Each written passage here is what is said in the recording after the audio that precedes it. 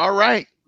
Check 1, 2. This is your boy Tony Maceo coming to you live and direct from Power and Strategy TV.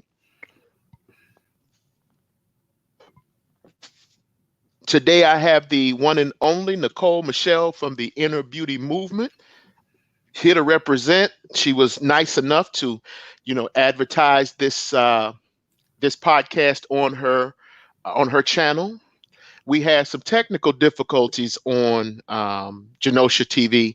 For some reason, YouTube is not letting me stream from Genosha TV. They're holding it for 24 hours for some reason. So they will not let me live stream from there or podcast from there. So I had to switch back to Power and Strategy TV here on YouTube. That's the only reason that I'm here and not on Genosha TV. So I was just saying that just to get people caught up. And I see we already have some people in the chat room. Shout out to Issa Ali. He's been with us for a minute, for over a decade. Shout out to my man Issa Ali. Shout out to Paul Blunt. Shout out to Devin Haley. I think she is a subscriber over there at the Inner Beauty Movement. Thank you for being here, for joining us on this channel. And today I got Nicole Michelle, and I know this is going to be good because I got Nicole Michelle and I got the one and only, the almighty Triple X, Big Mike, Fat Mac from MacCity.com. What the problem is? what the problem is, man? So, What up, Issa? What up, man? So we basically gonna, just have a nice little conversation here. We're gonna try to make it as entertaining as possible, while at the same time making it as real as possible. As always, let me set some house rules here. I don't have a problem with people disagreeing with me. What I do have a problem with is trolls. Okay. So if you are trolling, I'm going to stake you through the heart and get you the fuck up out of here. Secondly, this is I'm going to tell you my spot. It is a female friendly zone because, Tony Tone loves the ratchets. Not saying Miss Nicole Michelle is ratchet, but Tony Tone loves the ratchets. And I say that to say, you're not going to get over here and beat up on females. You're not going to beat up on my guest. Well, I'm not going to have that. Okay. So if that is what you on tonight, you might as well leave because I'm going to stake you through the heart. So if you get out of line, I'm going to stake you through the heart. You beat up on my guests, I'm going to stake you through the heart. You troll my chat, I'm going to stake you through the heart. Okay. Get it? Got it? We're good.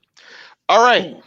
So Miss Nicole Michelle advertised this earlier because I think she did a podcast on dusty women, a topic which has not been spoken on in forever, but a topic that I'm well acquainted with, dusty women.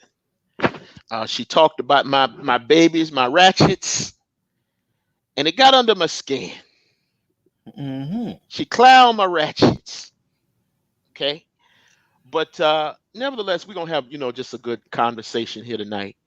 And I thought I would let her, ask the questions. I would let her ask the questions because I know she may have questions about, how we see women or, also how we look at and we see a lot of the shit we hear in the Manosphere, because we're going to talk about that tonight too. So we're going to talk about a little bit of everything. We're going to try to be honest. Sometimes the language may get a little rough. So ladies, you may be clutching your pearls tonight. I'm warning you. You may be clutching your pearls tonight, but nevertheless, we're going to try to have a real conversation. So, Nicole Michelle, where are you? Hola, ¿cómo está? Hola, okay. You want to start the ball rolling? You want to question? You want to ask a question, or you want to touch? You want to broach a subject? Because we're going there tonight. We're going everywhere that you want to go. Everywhere we can go tonight is where we're going. Where I want to go, really? Yeah.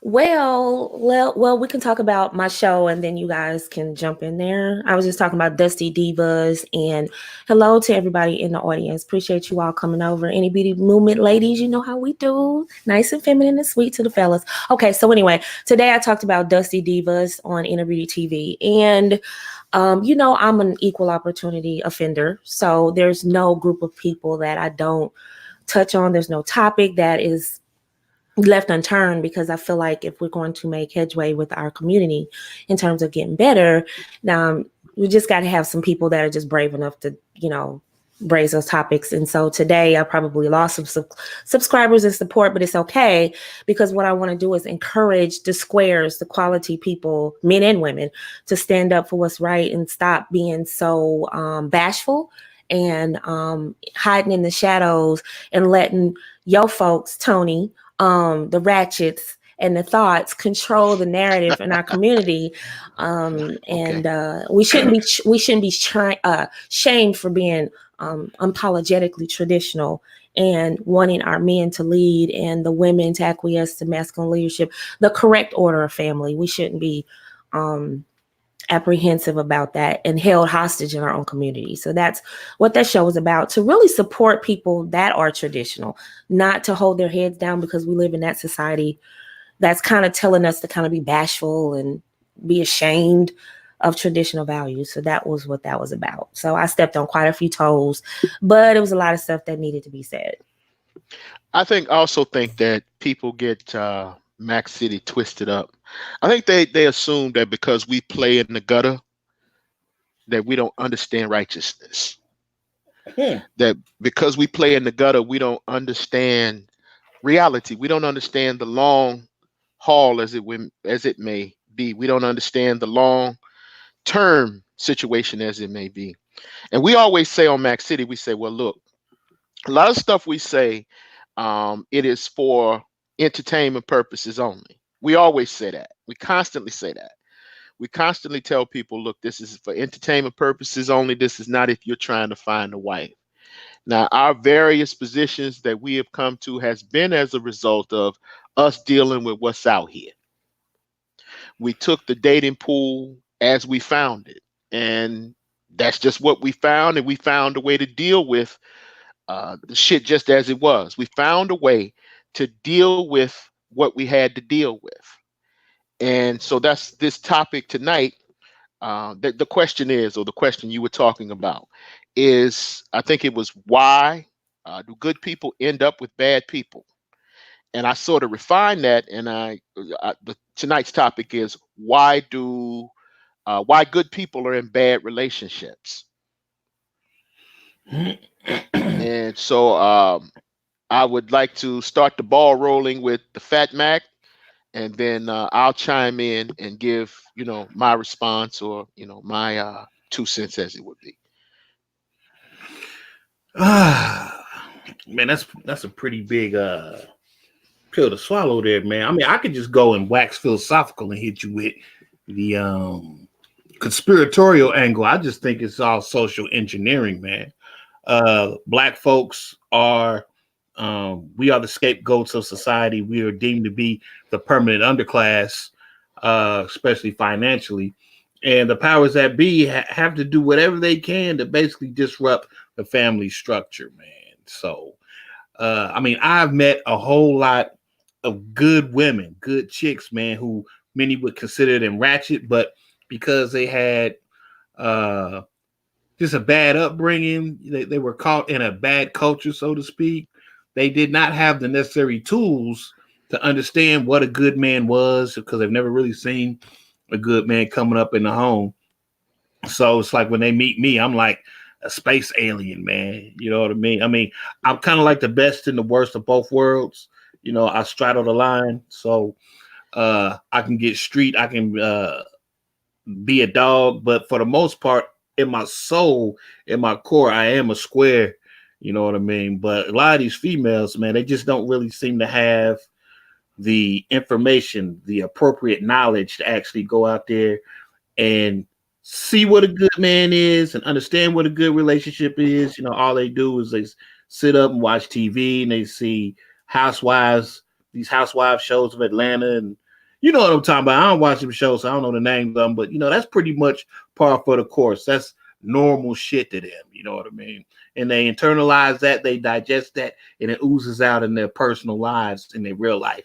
So it's just weird, man, because I have met a lot of good females, man, who many would consider dusty, but for whatever reason, they just not clicking with someone that means them well, or someone who really wants the best for them. You know what I mean? The only thing I could do is chalk that up as just social engineering in the music and the media, even online. And bro, I'm at a loss for words. I just can't give you one straight laced cookie cutter answer. You know, it straddles a whole bunch of I don't know what's the word I'm looking for. But well, I think you get the gist of what I'm looking for, man. Yeah, it straddles a whole bunch of categories. Where's Yeah. Nicole Michelle? She's the guest now. You can't disappear and you be the guest now. What is this? I'm right here. I was Okay. letting Brother Mike talk. Okay, Wax philosophical. That's ratchet. That's ratchet. that's Disappearing like ratchet. that. Oh.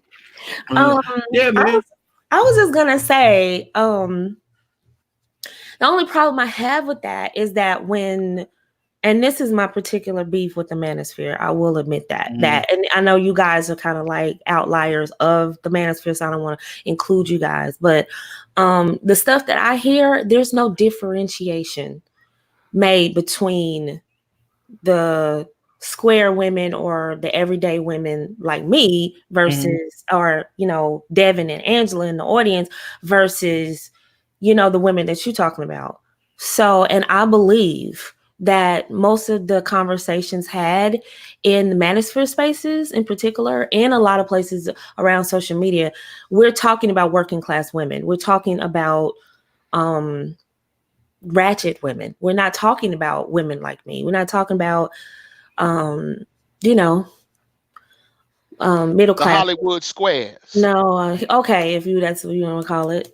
They're not talking about us. And so that's my only beef, is that they're making this broad stroke of Black women. What say you? Well, that's been something that actually the men have been saying. They've saying that when women talk about, or when the narrative is that black men or niggas ain't shit, they don't differentiate. That they don't draw that line. That they don't differentiate between the dudes that are squares and the dudes that are, you know, dusty, for lack of a better word. They don't differentiate between the studious dudes and the dusty dudes. And a lot of times, and that leads to a lot of confusion in these conversations, because nobody says who we're talking about. We're all talking in generalities. See, a lot of these dudes that are talking about they're good, they're really not good. They're losers. And what they are is they're sleeping on their baby mama's sofa or sleeping on their mama's sofa. And so what's happening is a lot of them have lost in the dating pool, and now they're trying to appropriate the nerd swag and the nerd struggle, or the good guy. Let me not say nerd. That they're trying to appropriate the struggle of the competent people, and they're trying to rally to that flag. They're trying to raise that competent flag, that square flag. But a lot of these are posers and imposters, and so they got caught up. They got caught up with a ratchet who had a little bit more game than them, because what happened was this: if you're going to bang on those women, there's one rule. There's the rule for both sides. The cardinal rule is this: if you are a chick out here and you dealing with a dude that's not going to be your husband, or you are a dude who's dealing with a chick that's not going to be your wife, the one cardinal rule is do not get pregnant. That's the rule. Do not get pregnant. And that's a rule that nobody seems to follow out here. So I said, well, why is it that the good people always wind up in bad relationships? Because the good people, truth be told, and it's been said before, the good people are just not attracted to each other. Flat out, the good people are not attracted to each other. And there's also the situation where, or what Mike was saying before, bad upbringing, decaying family structures. But if I was to boil it down, I mean, we can explain we can talk about many different reasons, but one adjective or one description for both groups of people, whether they be male or female, the one thing is they'll say, well, they're socially awkward. And I was thinking about that today when I was getting ready to do this broadcast. And I said, well, no, it's not socially awkward. It's not socially awkward because the definition of awkward is actually causing difficulty or hard to do with. That's the question. I Googled that. Or causing a feeling embarrassment or inconvenience. So it's not socially awkward. What it really is, and what we don't want to admit, is that there's a great degree of social ignorance. Awkward is when, let me give you an example. If I'm a waiter in the restaurant, I know how to be a waiter in a restaurant. I know you're supposed to serve the food over the left shoulder. I know you're supposed to come back and check on your customers to see if they need a refill. I know you're supposed to recommend drink specials or lunch specials or dinner specials. That's part of being a good waiter. Now, if when I bring the food to the table, I drop the damn plate on the floor and break the dishes, or I spill the beverage all over the damn customers, that makes me awkward, but I can still do my job. Whereas if I'm ignorant, I don't know the first thing about working in a restaurant. I don't know the first thing about, how how often to check on, your customers. Customer service. I don't know the first thing about customer service. I could care less about customer service. I don't know how to run the cash register. You know, I don't know how to advertise dinner specials or lunch specials or drink specials. I don't know any of the fundamentals of the job. And I think that's what we have out here now is you have a lot of people that are not socially awkward, they're socially ignorant. You can't even call them handicapped. I would say there are a lot of people out here that are socially ignorant. And the reason you have this social ignorance is because the people that you're talking about, Michelle, and the people that you have been talking about, Nicole Michelle, is that you have dudes that have gone to college. They've gone to college or they've sacrificed. Let's not say dude. Let's include the women too. They have sacrificed a lot of social development or experience that they would get in dating. They poured that into their studies because that's all that our elders and our parents have taught us. Go to school, get a good education, get a good job, keep your head in those books, as it would be. Well, you got a group of people that actually listen to that. They kept their head in the books. When everybody else was partying, when everybody else was learning the rules of dating, everybody else was learning who you should be sleeping with, who you should not be sleeping with, when they were learning these different traits about each other, when they were learning game as it may be, they weren't in that line. They were in the line trying to achieve and become financially successful, economically successful. So they sacrificed that part of their social development for economic success. So now when they got back out here, they knew what they were physically attracted to. They knew what kind of woman was physically attracted to what kind of woman was physically attractive to them. But they didn't know the first thing about that woman. They didn't know the first thing about that woman. And it's the same thing with the dudes. A lot of the dudes got back out here. Excuse me, a lot of the women, I'm sorry. A lot of the women got back out here and they knew what they were physically attracted to. The same shit that they saw, on the TV screens, the same shit that they heard. This goes to Mike's point, the same shit that was reflected on the rap records, the same shit they saw on the ratchet ass TV shows, the same shit that they saw on the block was what they were attracted to because they came from this working class community. But they didn't understand who that guy was and they didn't understand how to deal with that guy. All they knew is they were physically or sexually attracted to each other. Meantime, the people that should be sexually attracted to each other and having children are not attracted to each other. And when they do find each other, one finds the other one usually when they're pregnant, or one finds the other when they're usually been ran through, and that could be males or females. So when the men jump out here, they don't necessarily know how to talk to women. And that's not been spoken about either. See, because a lot of these guys you listen to, I'll call them game advisors or dating coaches. A lot of those dudes, they tell you about the conquests. They don't tell you about the consequences.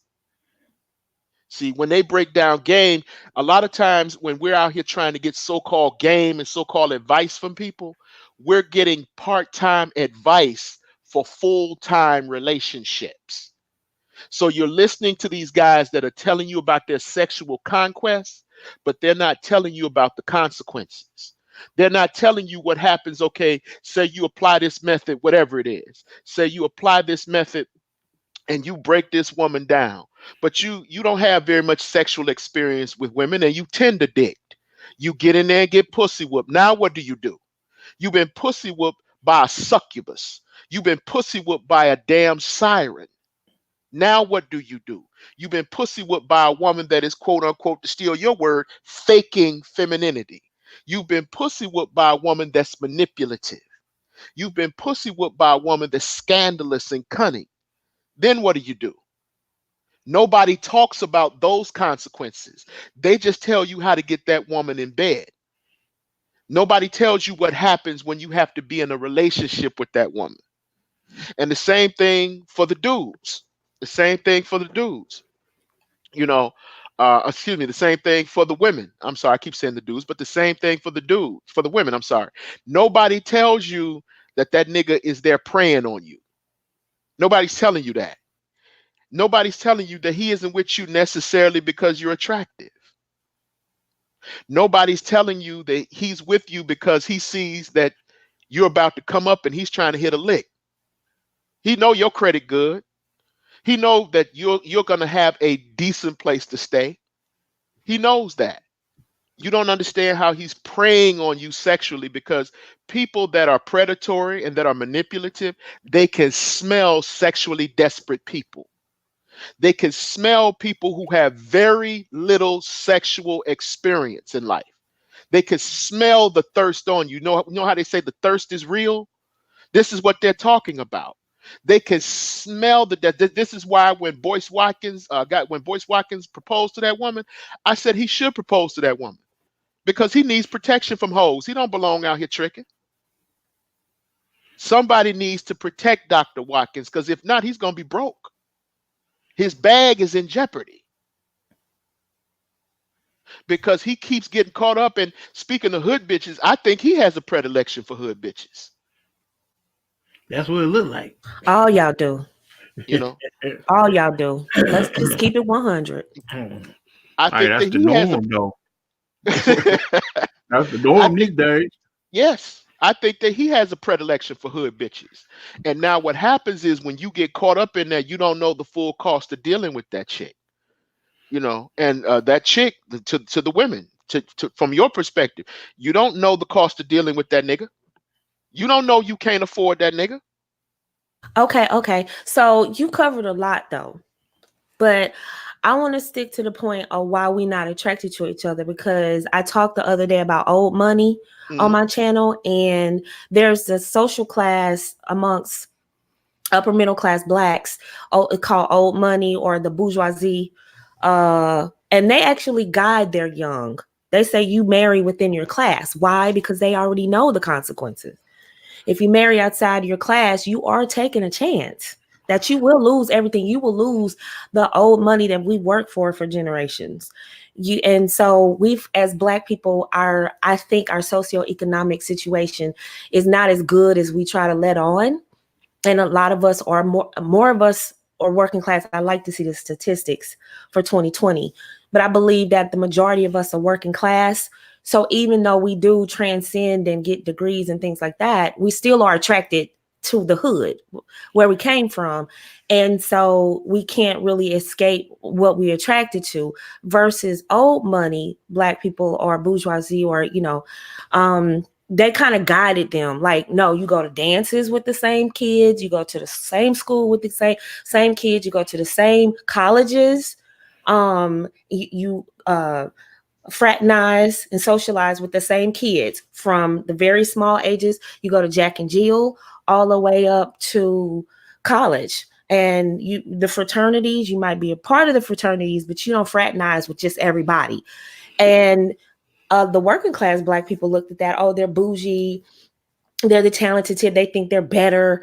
But I think they're onto something, because right now we're just all over the place. So we have college educated guys who have everything to offer. They got the bag, so to speak.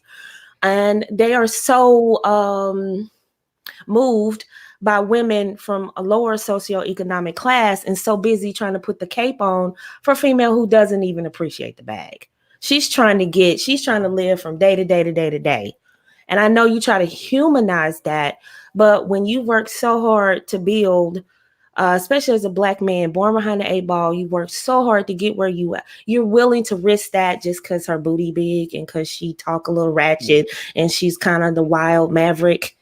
I mean, it's just like reduced down to just a sexual animalistic attraction that you just can't transcend. Like, it's almost irritating. So us good girls is like, okay, so why are we being good?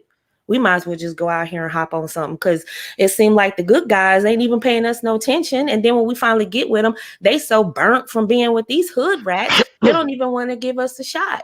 We got to work through so much weeding to get to the softness of his heart, because he been dealing with that element.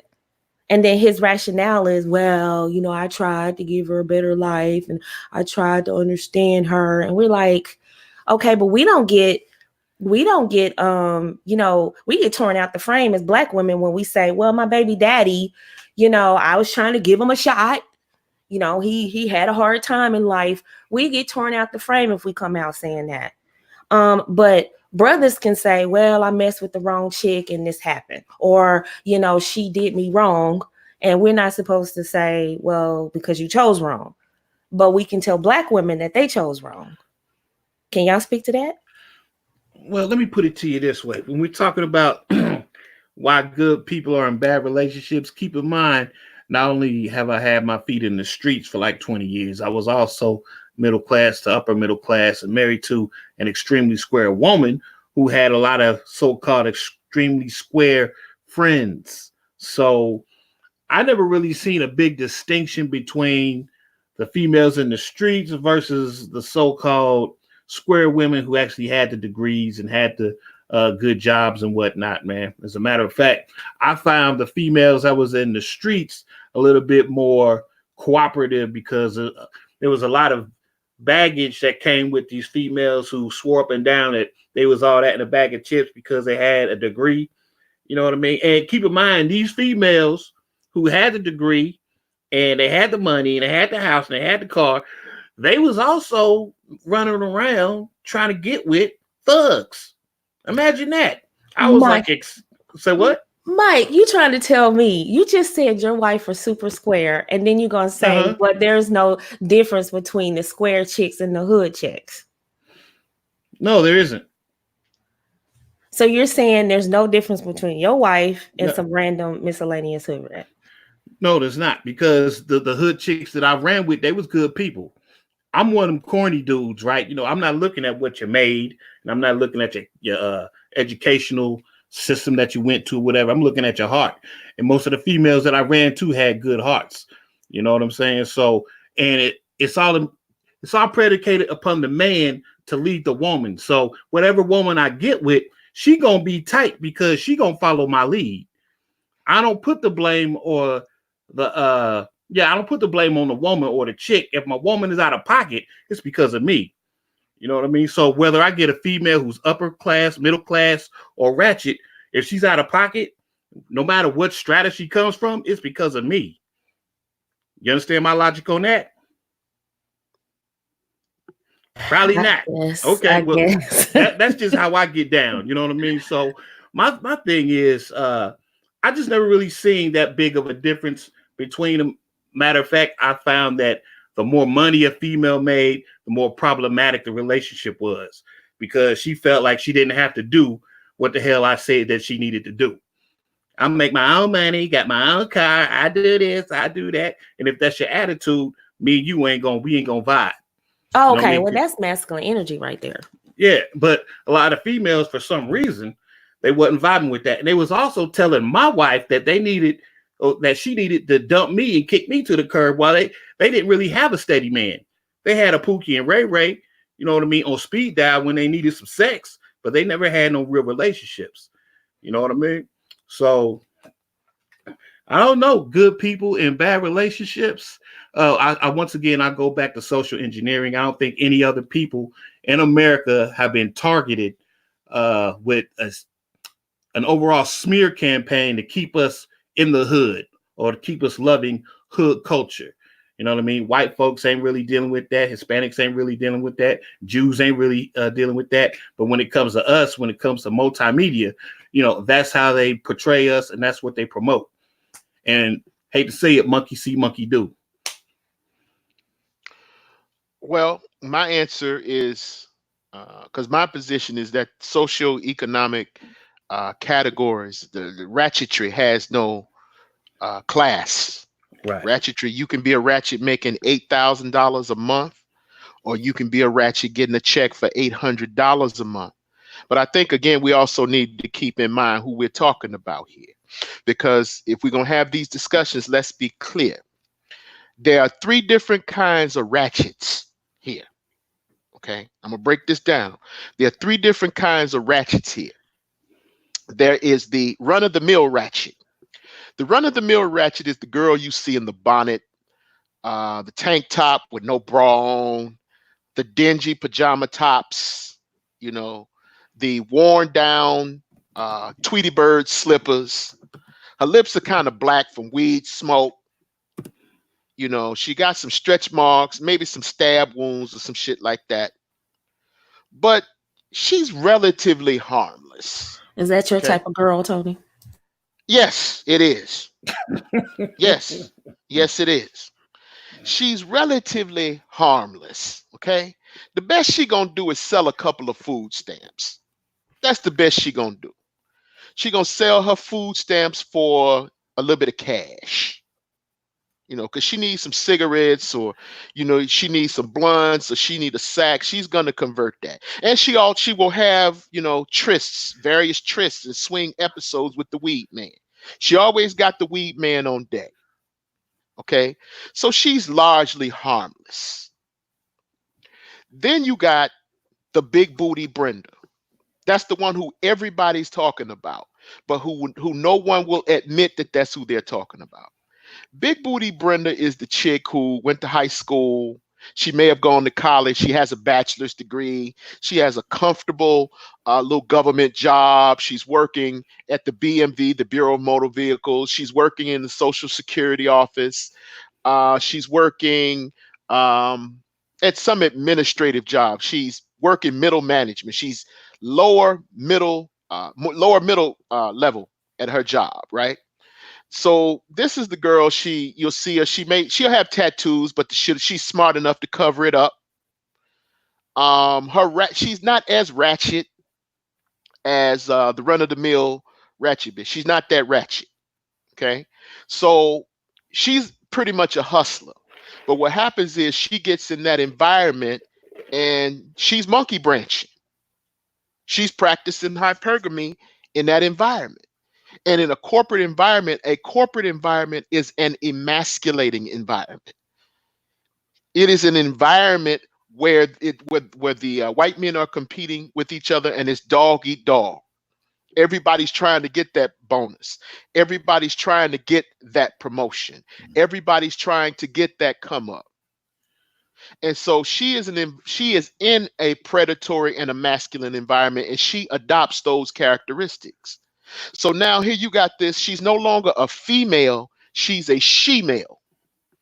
She's a she-male. So you have this aggressive person. You have this aggressive chick. She's not going to deal with this square dude. She's not going to deal with the STEM graduate. She's not going to deal with the software engineer. She's not going to deal with the IT guy. She's not going to deal with the insurance salesman. She's not going to deal with the low-level corporate attorney. She's looking for and needs some degree of aggression. She needs that aggression. And she's not going to find that with that guy. Where she will find it is with Walmartavius on the block. So you will have a lot of them. This is what Mike was talking about. You will have a lot of them in their SUVs, in their Escalades, you know, picking up this nigga that's reeking of weed smoke to swing an episode, you know, on the down low. But he's just there for that. She ain't gonna dare take that nigga in public. She ain't gonna dare take that nigga to an office function among her co-workers and her associates. You know, he's there for a particular reason.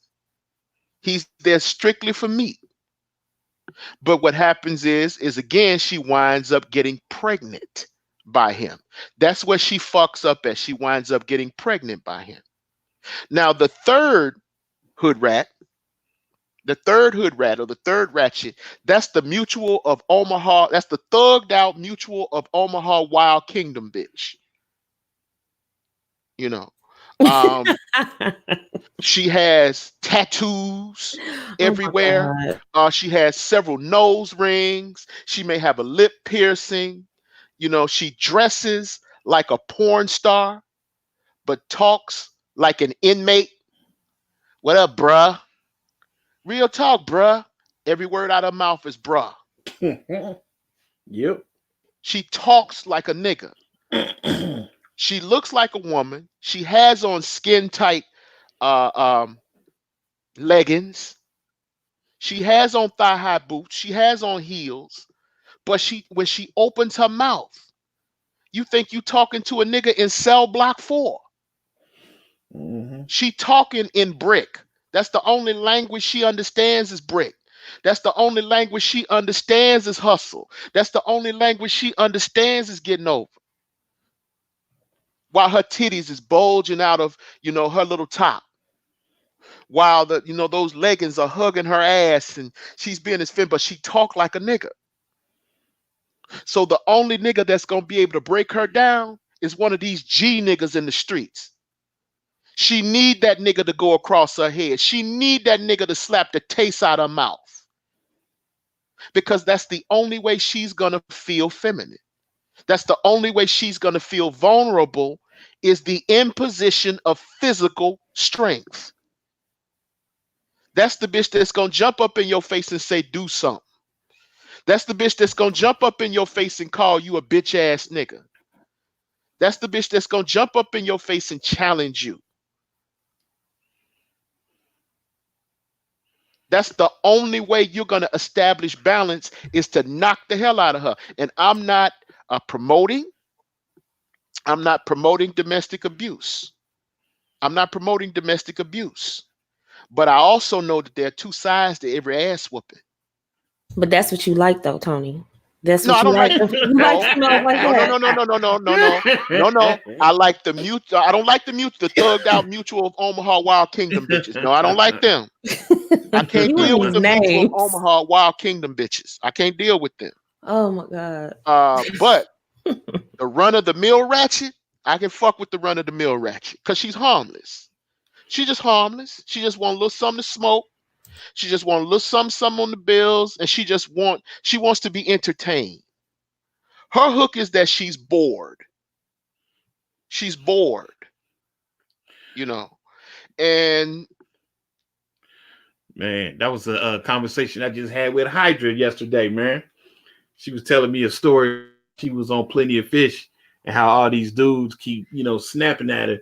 And, you know how it is on Plenty of Fish when you hook up with somebody or you holler at them and you say, hey, how you doing? Or hi, how's your day? You know what I mean? She was like, that's an instant DQ if you holler at me and say, hi, how you doing? I'm like, damn, girl. She's like, oh, that is so boring. That's boring. I was like, you think you this shit, bitch. You ain't nothing. You know what I'm saying? She like, they need to be like Big Mike. I'm like, here she go with the mind games.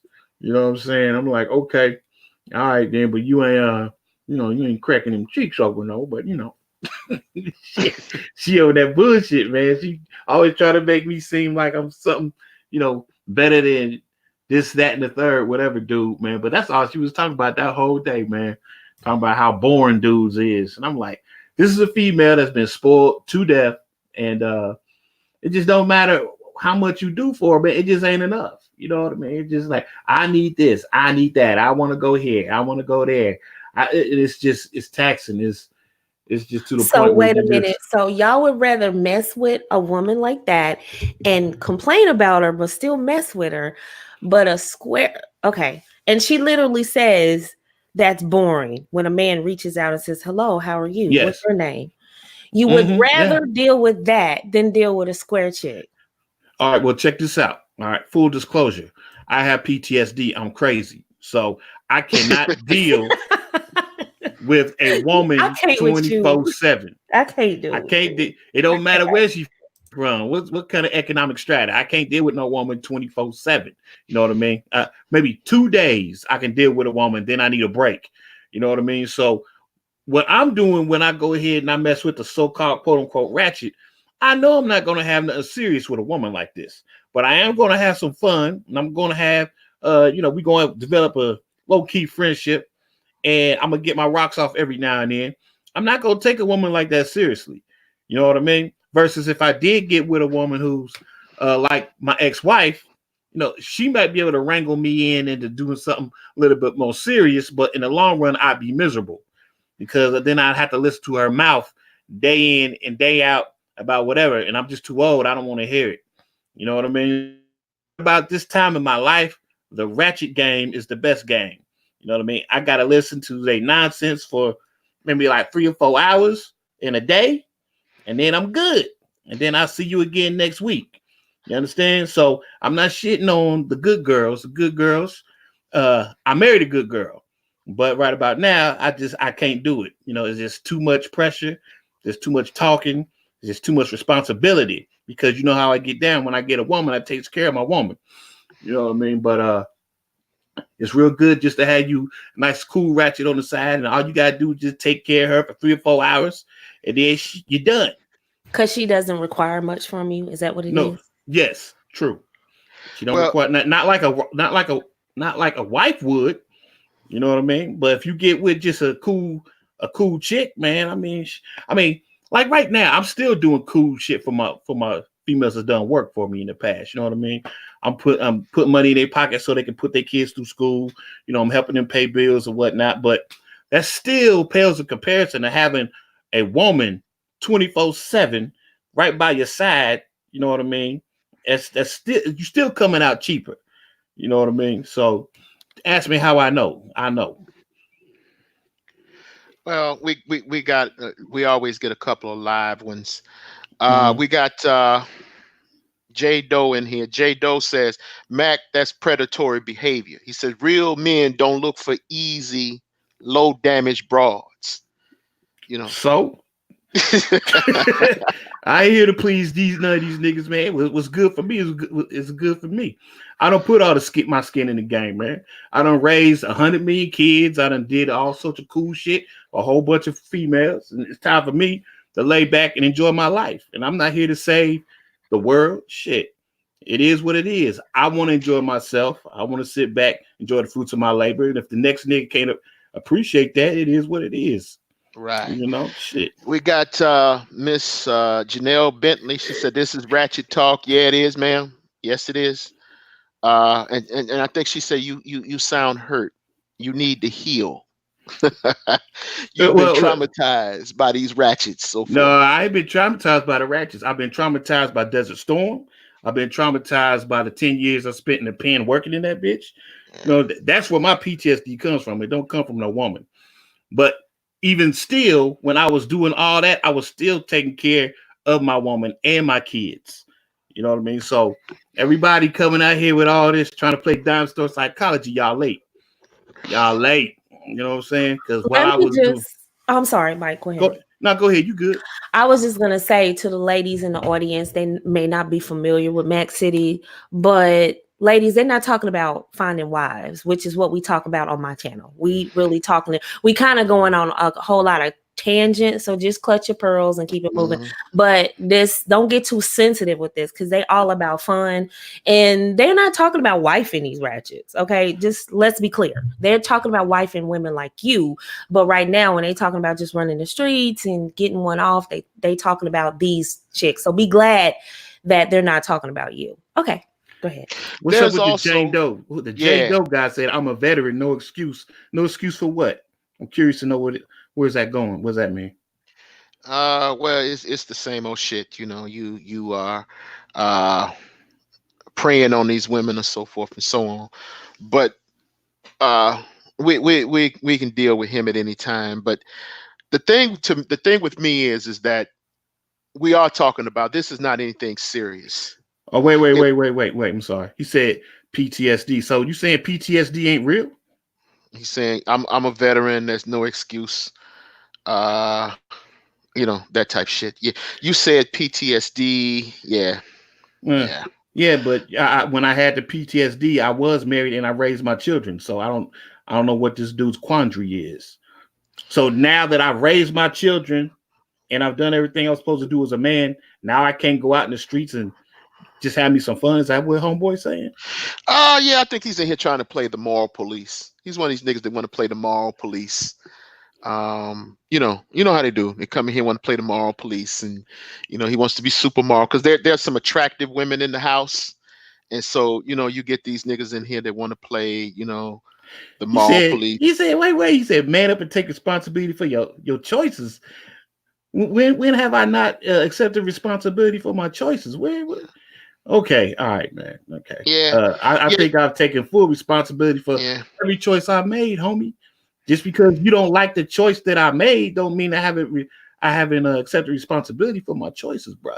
I'm at the point in my life now where I don't have to save the world, bro. I don't have to save your kids. I don't have to save every female I meet in the streets. I could just get my rocks off. I paid my dues, bro. So Okay, I don't understand these niggas, man. This lady says, I thought we were talking about good people and bad relationships. And what I've been trying to get people to understand, at least on my channel, is that a lot of people who claim to be good are not really good. I think Tony touched on that a little bit, that a lot of people, and I think you guys kind of negated to that when you said you tried to date square girls and they gave you the same results as a hood rat. I think so. A lot of women claim to be good and they're not good, which is why I get a lot of slack saying that I'm a femininity influencer, because they're like, oh my God, another fraud, because they've had so many women claiming to be virtuous, claiming to be, I'm going to help women get better. And then they've been a fraud. They've been misleading men. They've been on some, skullduggery type,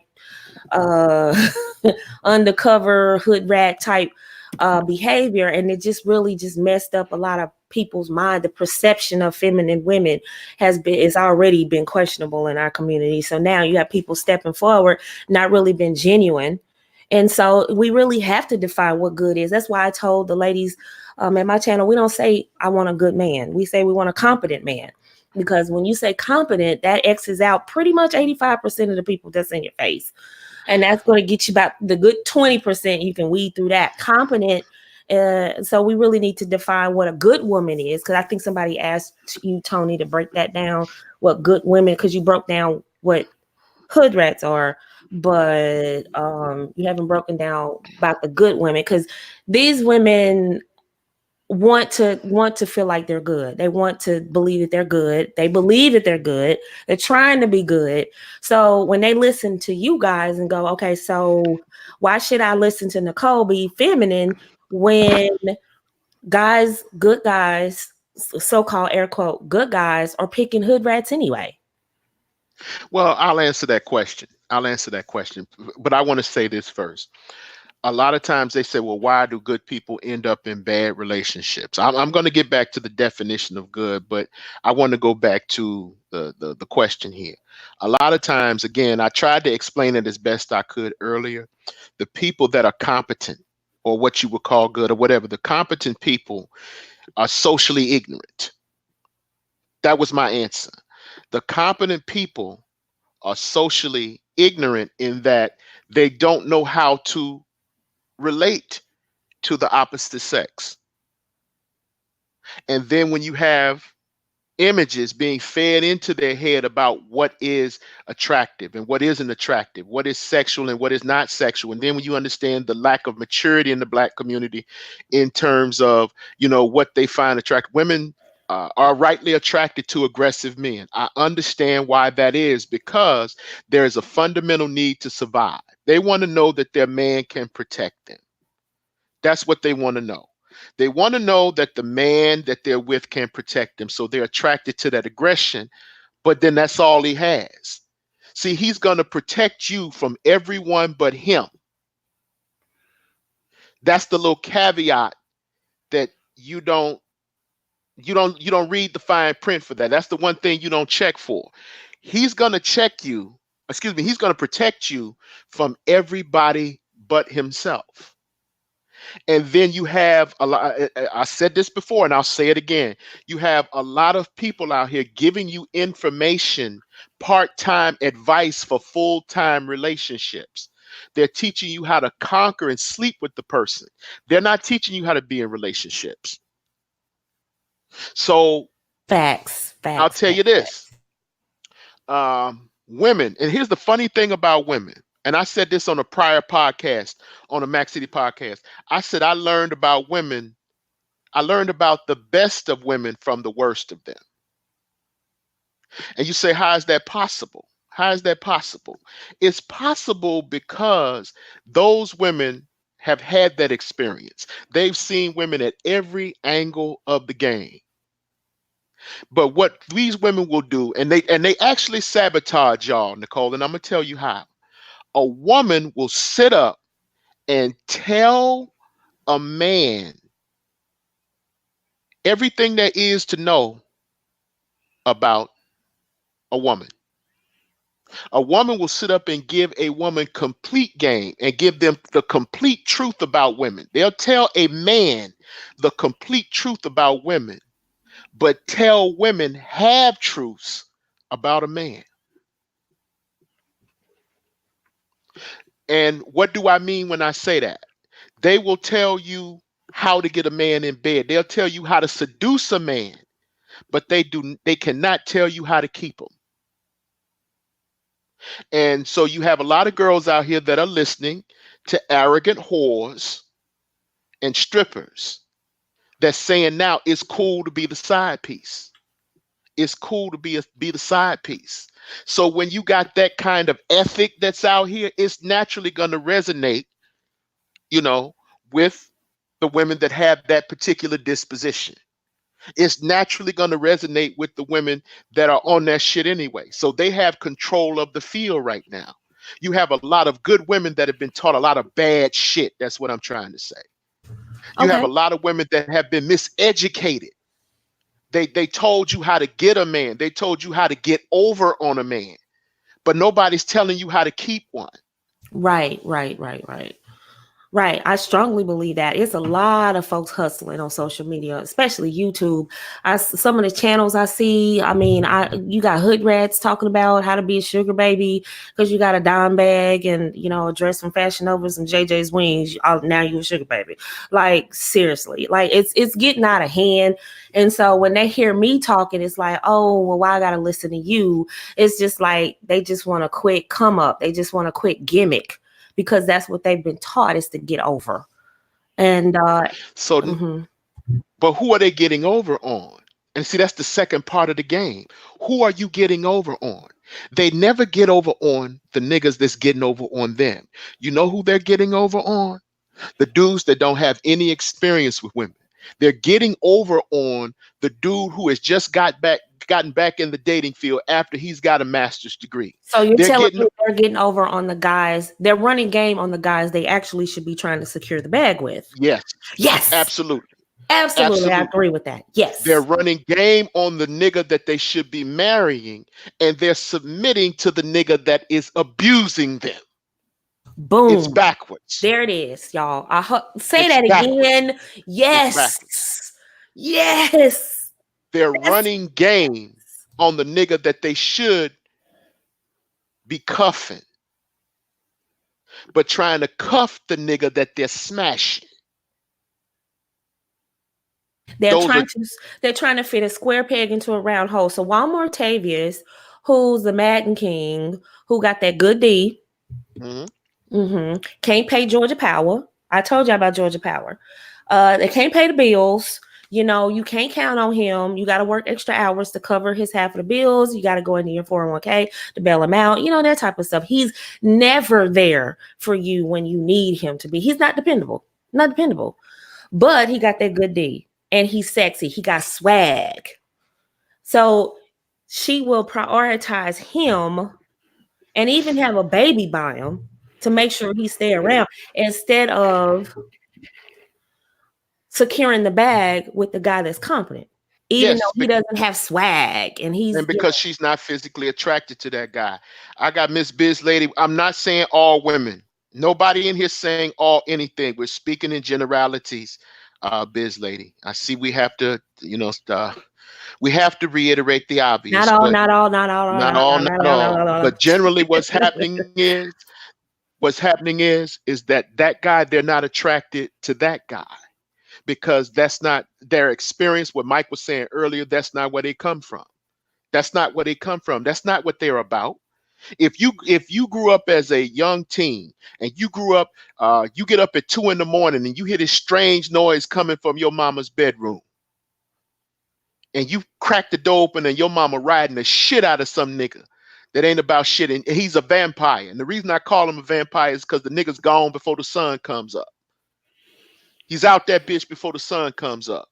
And then every time this little girl sees her mama around a nigga, it's a nigga just like that.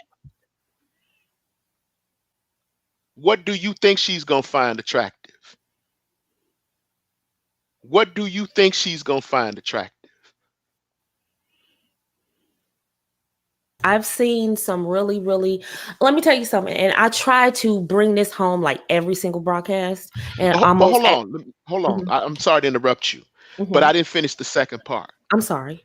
The second part is that your same ratchet mother, your same ratchet sister, your same ratchet auntie will teach you 7 different ways to sexually satisfy a man before she teach you how to cook for one.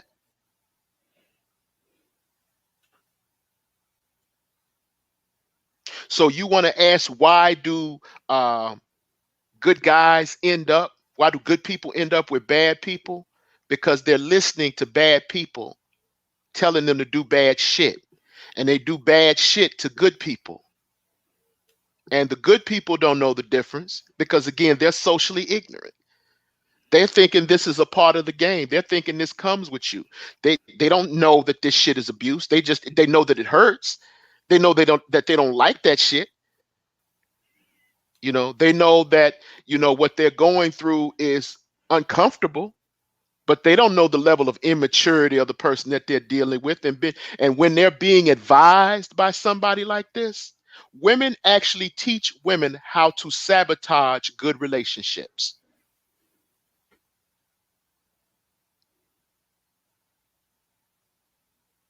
And let me speak from the other side. You got a lot of these niggas that you're listening to. You got a lot of niggas you're listening to, that they were supposed to be teaching you game, but what they've actually done with the good guys, they've turned these good guys into monsters. Because although they were supposed to be teaching these guys something, they wound up just inflaming their jealousies and insecurities. So now it's to the point where they've sat here and they've digested so much of this shit about how to get over on women, they ain't even making the distinction no more. They're just trying to smash you. Because the so-called game advisors, they ain't talking about marriage. They ain't talking about secure the bag. They talking about sexual conquest.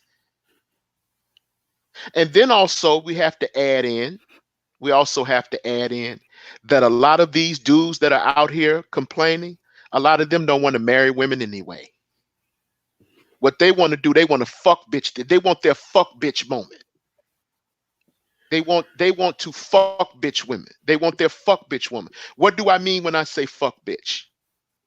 They want to smash and dash. That's what I mean. They want to fuck you with no obligations and have you sexually submit to them. A lot of these dudes have never had the adrenaline rush of controlling a woman. They've never had the adrenaline rush of dominating a sexually attractive woman. And they're looking for that validation. And so they naturally will gravitate toward these game advisors. And they don't have these game advisors' experiences or sexual experiences with women. They wind up getting in those relationships, getting in too deep with those relationships, and they're fucking these women. And guess what happens? They produce children by these women.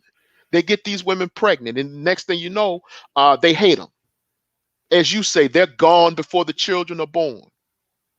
And some of these niggas are on YouTube. I see them in chat rooms complaining about black women this and black women that. No, you were running game, nigga, and you got caught.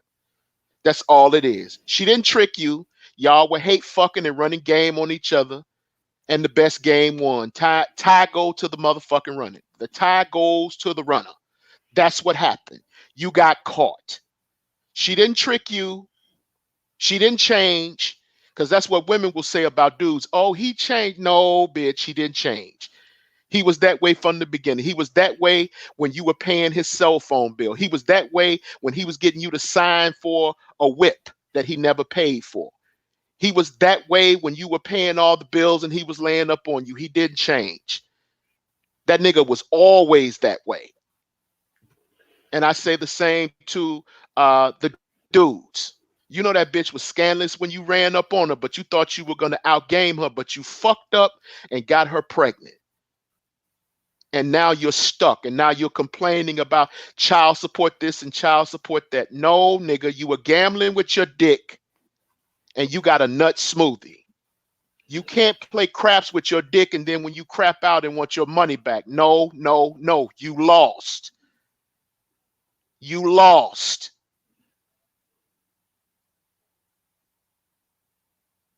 It is what it is. You lost.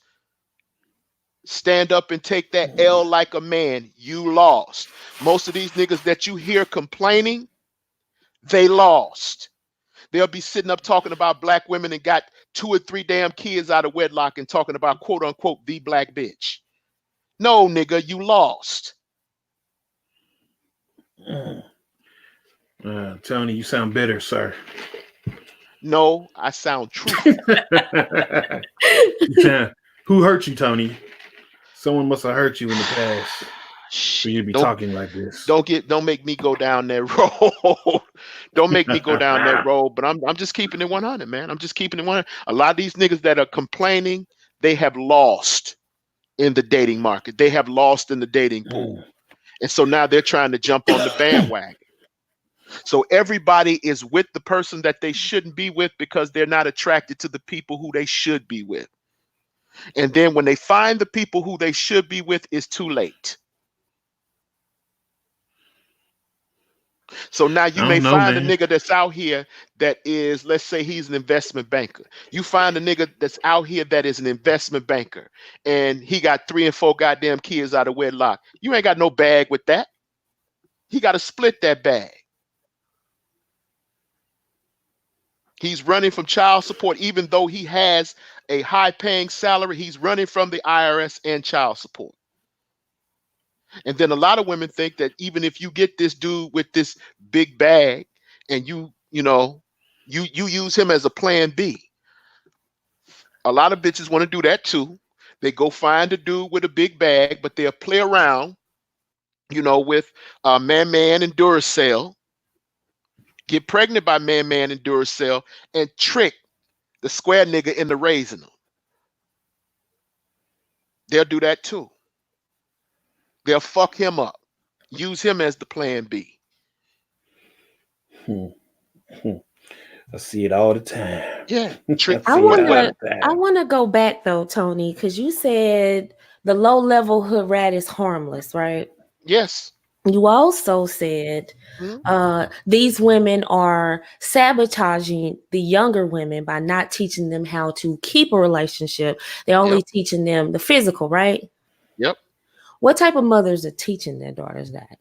The type of mothers that are teaching their daughters that old thoughts were once young thoughts. Okay, so they're not harmless. They're not harmless in that they are sabotaging their daughters. They're not harmless. They're not harmless from that perspective. Okay. You're right. But when it comes to dudes in the smash and dash market, when it comes to just trying to get your rocks off, when I say harmless, that ain't gonna be a bitch that's gonna set you up. That's what I'm saying. That ain't gonna be a bitch that's going to necessarily do anything scandalous. She's easier to get along with. Square chicks are not setting you up. Mr. Maceo, Naima wants to post your PayPal in the chat. So if you want to mod her up and PayPal her, or put your PayPal in there so she can post your PayPal for you. I'll put it in there. She trying to help a brother out. I'll Thank you, put it Miss in there. Buckner. I'll put it in there. Thank you. But Mm. yes, they're harmless. If it's they're harmless to a nigga, they're not going to set you up, right? You They're hope. not going to do anything that's they may, I wouldn't advise you leave your wallet around that bitch. I wouldn't advise you do that. No dumb shit like that. But they're not a threat to your life, so to speak. That's The what I mean problem, when I say okay, they're so harmless. I know that you guys are saying it's just for sex, it's just for sex, right? But the problem my audience is seeing, and we're known as the pretty women of YouTube. If you've ever been in my chat, you know what I'm talking about. So they're saying, well, Nicole, I hear what you're saying, be feminine and all ladylike and all that kind of stuff. But what happens when the square guy with the bag ain't trying to give me the bag because I'm square? He says I'm not pretty enough, I'm not exciting enough, I'm probably not fun enough, and he'd rather go risk his bag with a hood rat or a thought or a ratchet. That goes back to what I said earlier. That's a dude that hasn't had very much experience with women. He's just going off of what he's physically attracted to. He hadn't gotten out here and run into, Why and I'll doesn't give that excuse work for women who've made that is it made does that? work for women. It Okay. does work for women. Let me say this. Let me say this to the women in the room. Let me say this to you in the room. I perfectly support. I support. I vehemently support. Let me not say perfectly. I vehemently support your right to exercise your thought demons. I vehemently support your right to fuck around with that nigga that ain't about shit, because you need to find out who you are sexually and what you like. Because just like men need to sow their wild oats, women need to sow their wild oats too. But here's what I'm saying to you. Here now is what I'm saying to you. Do not get pregnant. Under no circumstances do you get pregnant by that guy. Marry before you carry. If you want to get out here and get your fuck on and get your back shots in and get your wheels rotated and balanced, hit them switches. I ain't mad at you. But do not get pregnant. All I can say is my experience has been just the opposite of what Nicole talking about. As far as the females who are good, those have often been the ones who have been the most problematic as far as meeting them and having a long-term relationship with them. So it's not like, the females is approaching. Like I said, this is just my experience. If a good girl is, and keep in mind, I married a good girl, you know what I mean, for 20 something years. I'm still actually married to her for 25 years. She's still trying to get back at me. But yet, and still, I've never had real good luck with so-called good girls. I just haven't. You know what I mean? And it's not like I'm looking at them and I'm meeting them and I'm sizing them up and saying, you're not ratchet enough for me. I'm not gonna fuck with you. You know what I mean? It doesn't matter what they look like for the most part. Like I told you, I'm kind of corny with it. I just if I like your vibe, if I like your energy, I'll rock with you. You know what I mean? But it just seems like a lot of so-called good girls who so-called have their stuff together. They real bougie, man, and I guess I just have the sort of energy they just ain't feeling. You know what I mean? So it's not like I wouldn't mess with a female like that. It's not like I wouldn't give a female like that the bag, because I already have. The square, if according to Nicole Michelle, if square women are winning, they already won in my book, because I had children by this woman. You know what I mean? Shoot. So I had me a square Was woman. it the femininity piece? Because I Yes. strongly Yes. believe that. Yeah, my wife is probably the most feminine black woman I've ever met. You know what I mean? I mean, really, really attentive. If I'm sick or whatever, she's up, cooking chicken noodle soup and, orange juice if the kids is messed up. I mean, just classic Little House on the Prairie. And I credit this to her grandmother. She was raised down south. She was the only child. Her mother basically didn't really want nothing to do with her, so dropped her off at her grandmama's house, raised her up in the church. You know what I mean? So she everything was about the children and me. You know what I mean? So I can't describe just how feminine, how good this woman was, man. Unfortunately, I didn't have the wisdom to actually see just how good she was because I wanted to run the streets and do all sorts of stupid shit at the same time. So, but yet still, yeah, she So won. can we say it? So can we say it wasn't her? It was you then? No, I never said it was her. Oh, okay. No. It was most definitely me. I fucked that up. Yeah, and it's not a day that go by. I'm like, man, you messed up bad. You even though no, don't get me wrong, I had some fun doing it. But as far as longevity is concerned, as far as wisdom is concerned, I basically destroyed my family. Want to run around in the streets and females that's 10, 15 years younger than me with tight breasts and you know what I'm saying. So yeah, I messed that up bad. That was not a wise move on my part. But yes. The problem with the Manosphere, though, Mike, is that when they're talking about their experiences, they don't clarify, okay, this is what I did wrong, or these are my regrets. Fellas, don't make this mistake. Or fellas, this is what I did, and this is what I would recommend that you not do. It's all right. Black women. They are the bane of my existence. Oh my God. And it's sort of like, okay, how much venting does it take? Because y'all been saying the same thing since I've been on YouTube. It's just literally the same rhetoric. So it's sort of like, okay, when do you guys say, okay, I wish I hadn't done X, Y, and Z. Let me try to do something better. And maybe if we hear more men, like you say, marriage is great. Maybe I did it too soon in life and now I need to live life backwards. Maybe I got married too soon, or maybe I didn't get married. Maybe I've been married too long, or I firmly believe that it's all predicated upon the man. All the men in my family are married, and none of us have any problems. None of us have any issues. I mean, I got men in my family. I don't want to spill the beans on their professions and whatnot, but they got means in their pocket. They are men. They are men's men. They are toxic men, and they don't have any problems out of any of the women in their life. We don't. We just don't. We don't have any problems. So I always say, if cats is whining and complaining about women, or if they're whining and complaining about marriage, it's because you just, and I hate to sound cliche, you're not a man. A woman is naturally going to follow a man, and my relatives, my uncles, my cousins, the women follow them. You know what I mean? All the women in my life, they've always followed me. You know what I mean? It's unfortunately to my wife's detriment. She followed me as well. But yeah, man, anybody who's listened to my show, man, knows that I'm always going on tangents and tirades, man, about how I messed up and how I was the toxic variable in the relationship, man. So I'm not necessarily saying marriage is bad. I'm saying it's bad from the standpoint that the laws are draconian and they're built to really smack the man upside his head when the female don't want to be bothered with you no more. But the men in my family, we haven't had that problem. We haven't had that issue.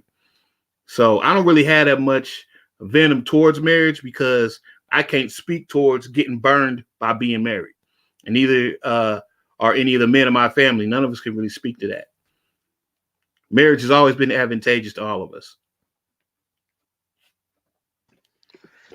Second reason, or second statement, or second fact, a lot of dudes in the manosphere adopt the characteristics of the women that they're complaining about. Nothing's ever their fault. They didn't do anything wrong. She just shitted on me. I was just there. I got taken advantage of. No, nigga, you didn't. No, you didn't. The first time, yeah, she may have gotten over on you. But after that, you ain't no victim no more. You're a volunteer now. You're a volunteer now. For whatever reason, you stayed there and you kept fucking with that girl and you got caught up. For whatever reason it was, you got caught up. You're not a victim. You're a volunteer.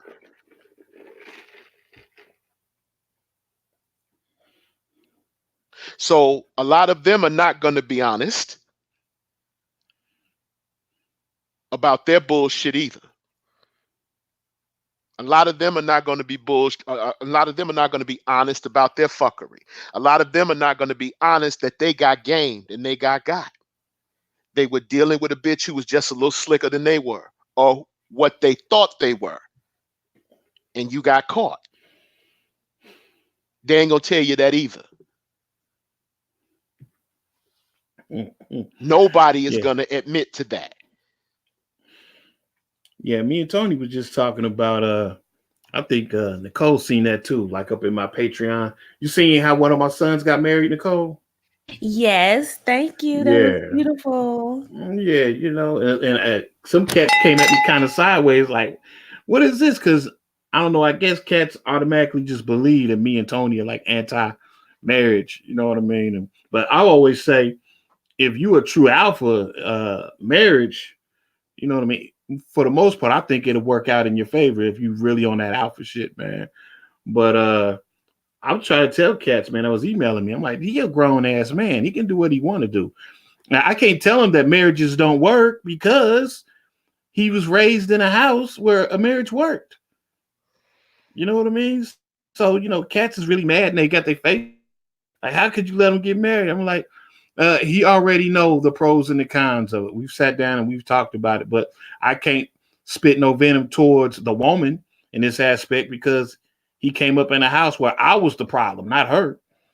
And he also seen whether marriage worked. You know what I mean? So I can't tell him that marriage is a bad thing because I raised a whole neighborhood full of boys. And I didn't do it by myself because I had a good woman by my side, man. You know what I mean? So I think it's really all predicated, man, upon just your energy. And does that woman really respect you? And does she really follow your lead? Because if you suspect that she don't really love you like that and she just strictly just wants the bag, do not get married. But if she really, truly, like really loves you and she's really down for you and she really want to build with you, and that makes her qualified to get that bag. You know what I mean? So Well, I yeah. think it's important that women well, I can tell you what I told my man, that Okay. I want everything. So I want your heart, your mind, and the bag. No problem with that. I There ain't no want problem with everything that. you have to offer. That's Right. what I want. So congrats to you and your son. So you are successful. So, you know, but the rhetoric I hear from a lot of black men is don't get married. Oh my God, it's the worst thing. And it's just like, just don't cheat and you Look at gonna who. get Look at who's divorced. saying it. Yeah, When that's you true. hear that rhetoric, look at who's saying it. Because the thing is that marriage, we cannot create generational wealth without marriage. We can't do it. You can't pass a home down to a cousin or an uncle or an aunt. You can't pass, or you can do it, but usually they don't take care of the shit.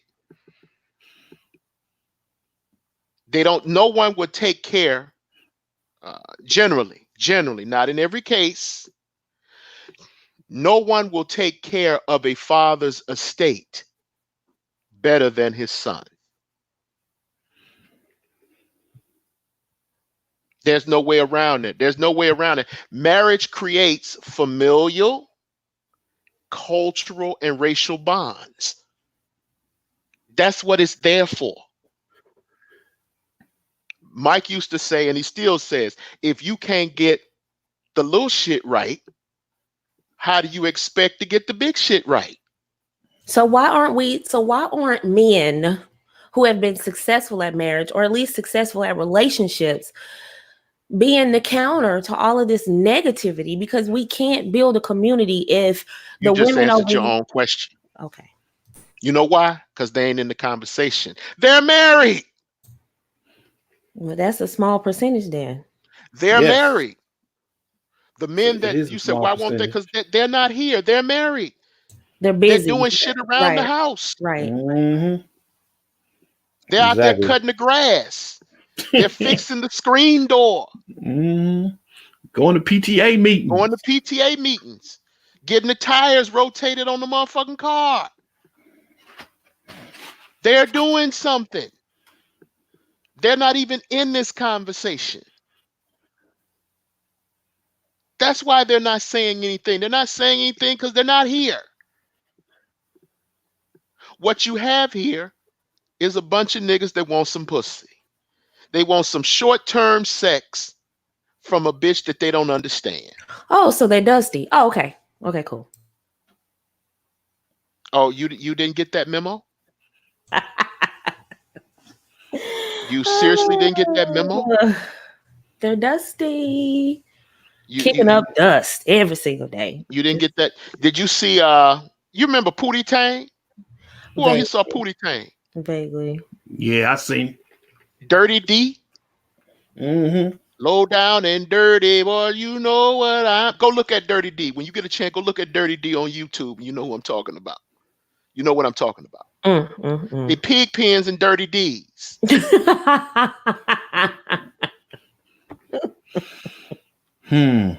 I don't know, Tony. Well, look, of course, we cannot absolve the women of their part. I'm not absolving anybody of anything. No, I'm not. I'm saying you. I'm just speaking for me, man. Because when I do my thing out here, it's just she's asking why aren't more cats stepping up, man. But some of these females, man, just like with my girl, the green-eyed bandit, man. When I met her, she was really angry about the fact that she could not conceive a child. You know what I mean? She's seen all of her friends conceiving, popping out babies left and right. Now, she was like 19. And I said, look, do not be in such a rush to have no babies. You know what I mean? I said, in the long run, you're going to come out better. You know what I mean? So just bide your time, get your money, get your education, whatever, yada, yada. She wasn't trying to hear it. She wanted to have babies because all her other friends was having babies. It didn't matter because they was having babies by bums and dusties. She still wanted to have babies. So she come to me one day talking about how she had met this dude. And this dude, he was trying to have sex with her, but he wouldn't wear a condom. And she found out he had like 12 children, 12 or 13 kids. Ain't no way you going to be doing nothing to me. You got to wear a condom. I ain't stupid. And I'm thinking, oh, why would you even be messing with this dude in the first place? Now, in the back of my mind, I know. Because we already had this conversation. She wants to have a baby, and she don't care where she get it from, but she chose a dude that already had like 12 babies. You know what I mean? Come to find, there was a whole bunch of females out there in the neighborhood that wanted to have a baby by this dude for whatever reason. He wasn't even a prolific drug dealer. And I'm like, what is going on, man? You know what I mean? And a couple of those females, let me see, because he had 5 baby mamas, and 2 of them, I wouldn't even classify as hood rats, man. It's just something about this dude. They just had to have a baby by this dude. You know what I mean? So when I'm thinking about why good people are in bad relationships, it might be an IQ problem. We might have to go back and look at pheromones and chemical reactions. I can't make heads or tails of it, man. But I've seen a lot of black women make some utterly ridiculous, stupid ass choices out here when it comes to having relationships and having babies by particular dudes, man. Well, let's take the green-eyed bandit. Right. Let's take that woman you talking about. Mm-hmm. I'm glad you brought her up. Okay. You and I both know what her family looks like. Right. Hyenas. It's the den of damn hyenas. Yeah, right. We both know that. Ain't a man to be found in that motherfucker. Right. If he's in there, he's an older uncle. Mm-hmm. He's a 50 or 60-year-old old uncle. So what they got are a bunch of women confirming that behavior. Because without going too deep, you had the opportunity to get on film, not just her, but more women in her family, right? Right.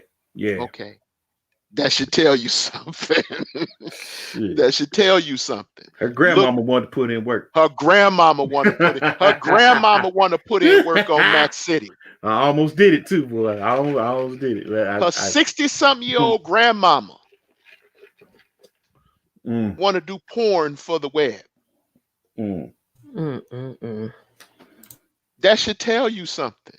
She comes from a den of damn hyenas. What does that tell me? That tells you that there's no structure there. Mr. Maxwell? Who else is in that den of hyenas? The gerbils in that motherfucker. Do I need to say more? Ooh, the gerbil. The gerbil. Not the gerbil. I don't know, man. You would think that at some point, even though they've had this raggedy upbringing, you think common sense would take over and a couple of IQ points will get rubbed together and be like, I cannot have a baby by someone who has 12, 13 kids already. No, not when all the other women not when all the other women she's around are doing the same shit. All the other women that she's around is having these types of immature, dysfunctional, fucked up relationships. Not one of them is in a decent relationship with a square dude. Every one of them got bum niggas. I think with the exception of maybe the mother. He's the only one. Get that boy from under your titty. It's disgusting. Remember him? Yeah. He's the only one. Yeah. He's the only one. Shoot. And I even think about my family. I got 2 cousins that let me see. They're down in South Carolina. They own businesses. They own juice shops. They own nightclubs. They got money. They got bread. And I don't know if you would classify them as ratchets or hood rats. I really wouldn't, because they damn sure don't dress like it or act like it. You know what I mean? They professional as hell. And none of them have men, but they all got children. You know what I mean? And they have at least 2 or 3 baby daddies. And I'm like, and the women in my family have a kind of like love-hate relationship with me, because they know my stance on just popping out babies just to have them. So they don't necessarily want me around a lot, because I always look at them with the side eye. I'm like, damn, you pregnant again? Well, you asked that question. Let me ask you that question. Why don't they want you around? Why don't they want me? Well, I think I'm a constant reminder of just how, dare I say, ratchet they are. Thank you. That's what I wanted to hear. Big Mike think he all that. He I guess they feel me being judgmental or whatever, man. But I'm like, really? You just had a baby 2 years ago, and the dude that you had the baby by, I ain't even seen him. I don't even know. We don't even know who this dude is. You know what I mean? So it's weird. It's like the money that they've made and the success that they've had in business. It's almost like it's emboldened and empowered them crank out babies because I don't need no man. So we can say that money is not a determiner of whether or not you're ratchet, right? No, it's not. You don't have to be poor to be ratchet. No. And just because you have money, it doesn't mean that you're not ratchet. True. I think on a deep subconscious level, you guys want to be the hero. And it's easier to be a hero with a ratchet than be with a woman that's got it together. Okay. You want to go there? You really want to go there with me? Before we go there, really want to go there with me? Hold on, Mr. Macy. Hold on. I got you. Let's go. But first of all, my girl in the chat, Angela Yama, says, I'm paraphrasing. How is divorce unfair for men when women's SMV, sexual market value, decreases as she ages and his increases as he ages? So even though she may have opted out of the relationship, he's still at an advantage because he can go get a younger woman. Well, here's the thing. That time is worth something. The time that woman spent is worth something, but it's unfair from the dude's perspective because it returns him to a state of destitution. Because if he's the only one paying the bills in the family, if he's the breadwinner, that shit wipes him out. And if he got to go get a younger woman, guess what he has to spend? Money. Guess what he lost in the divorce? Money. Anyway, so okay, we did a whole show about this, Maceo, about divorce and separation agreement. Anyway, that was a real successful show. And what did he do? Antoine Fuqua. Okay, so Mr. Maceo predicted that Antoine Fuqua will go back to Layla Rashawn because his bag has been jeopardized. His bag is not what we think it is, what he thinks it is, after he gets through with all the lawyers and PR people and the media and all the people he has to pay, all these moving parts, and the potential money he would pay out to Layla and Nicole to keep her from talking, which she's not doing. So he ended up going back home, cozying up. So, Mr. Maceo, you were correct, sir.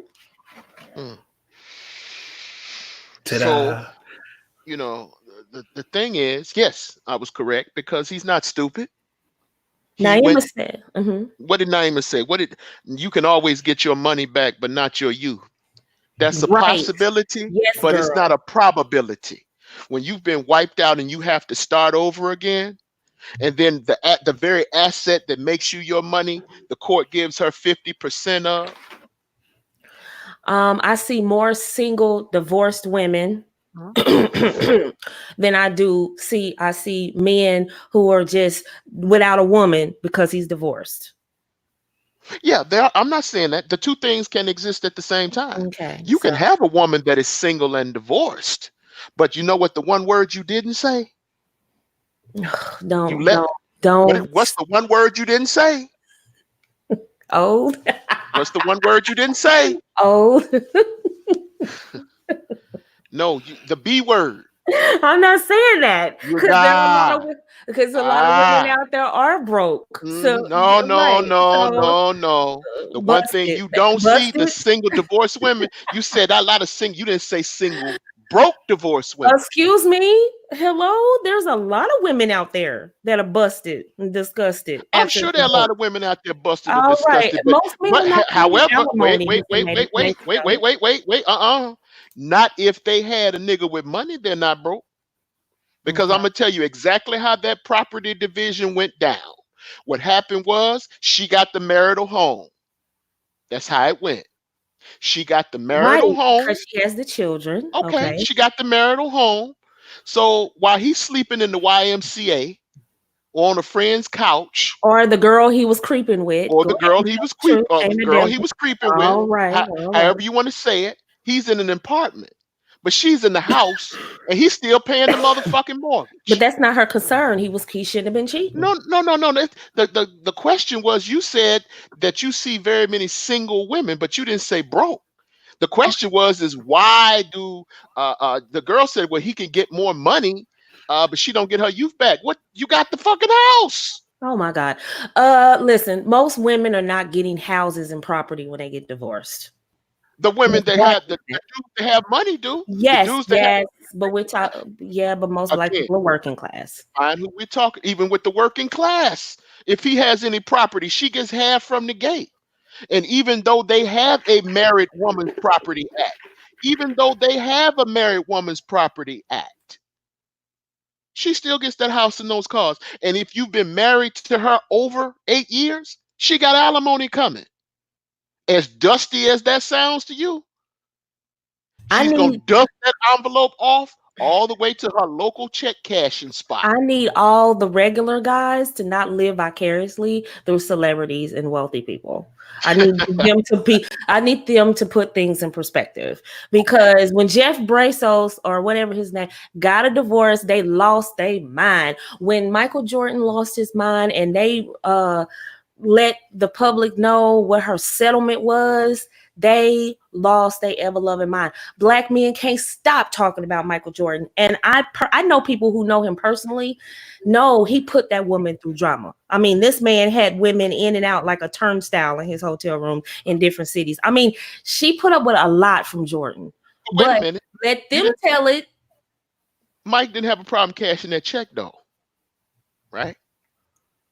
You don't have a problem making that money either. No. Yeah, because see, the thing is, with a guy like Mike that's a brand name who owns his image, he's on a different level. Yeah, that guy can make some more money. Thank you, but we have average black men. But we have average dude like myself or Mike. If they would lynch us in those courts. They would lynch us in the courts. Mr. Maceo, you are the person who introduced the idea of separation agreements. Did you not, sir? Absolutely. So let me get to that. What I was speaking of is the average dude that gets married. Okay. Now, if you want to go there, the average what brothers should be making use of, and since they want some game, I'm gonna give them some. And game is in the form of information. If you want to protect your assets, start utilizing separation agreements. Start putting your assets in trusts. That way you can protect your wealth.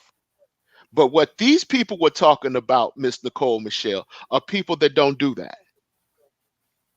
They don't do that. They're just getting married for love, and that's it. Fair Nobody's enough. talking about money. Fair enough, and I totally agree. We agreed on that show. But let's get back to that point because you wanted to go toe to toe. So let's bring it, Maceo. I said that you and Mike, and guys like you, subconsciously want to be the hero to these hood rats. What say you? Not the hero.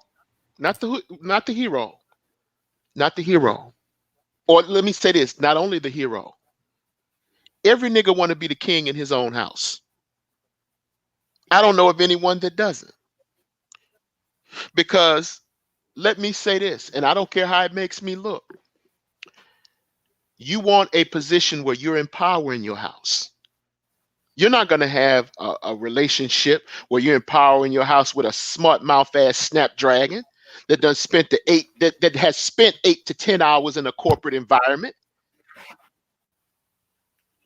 Don't no nigga want no slick mouth skillet in his face after 8 hours just because she drew a check. She think that she has the right to emasculate him. Fair enough. Fair enough. No, they don't want that. That ratchet gonna do what she told, because if she don't do what she told, she ain't gonna get her weed, she ain't gonna get her drink, and she ain't gonna get that power bill paid. You goddamn right, she gonna do exactly what she told. Or if not, her light's gonna be off. And it don't get any more plain than that. You sound like toxic masculinity. You sound very controlling, Maceo. Tony, who hurt you? Who hurt you, Tony? You sound hurt, Tony. Here's the What kind of shit? Here's the situation. Hey, man. Hey, you said it all. Go ahead. Here's the situation. I am not Bill Clinton. I am Joseph Stalin with a conscience. Mm-hmm. Oh Period. my. Oh my. Period. So are you saying you would marry a ratchet? No, I wouldn't. That's why I'm telling you. That's why we keep saying this is for entertainment. This is for short-term purposes. That's why my man kept saying you do have to know the difference between the two. But if you haven't gotten out here, if you have not gotten out here and gone through the dating pool, if you haven't gotten out here and gotten your feet wet a little, you don't know what kind of woman you want. A lot of these dudes, they have two different personalities. They have a personality that's conventional, but they have sexual tastes and desires that are unconventional. And the woman that understands that and that can speak to that, she will control him. In other words, she needs to be a level of freakiness. Yes. But the thing is, he hasn't had that experience. It goes back to what I said earlier, social ignorance.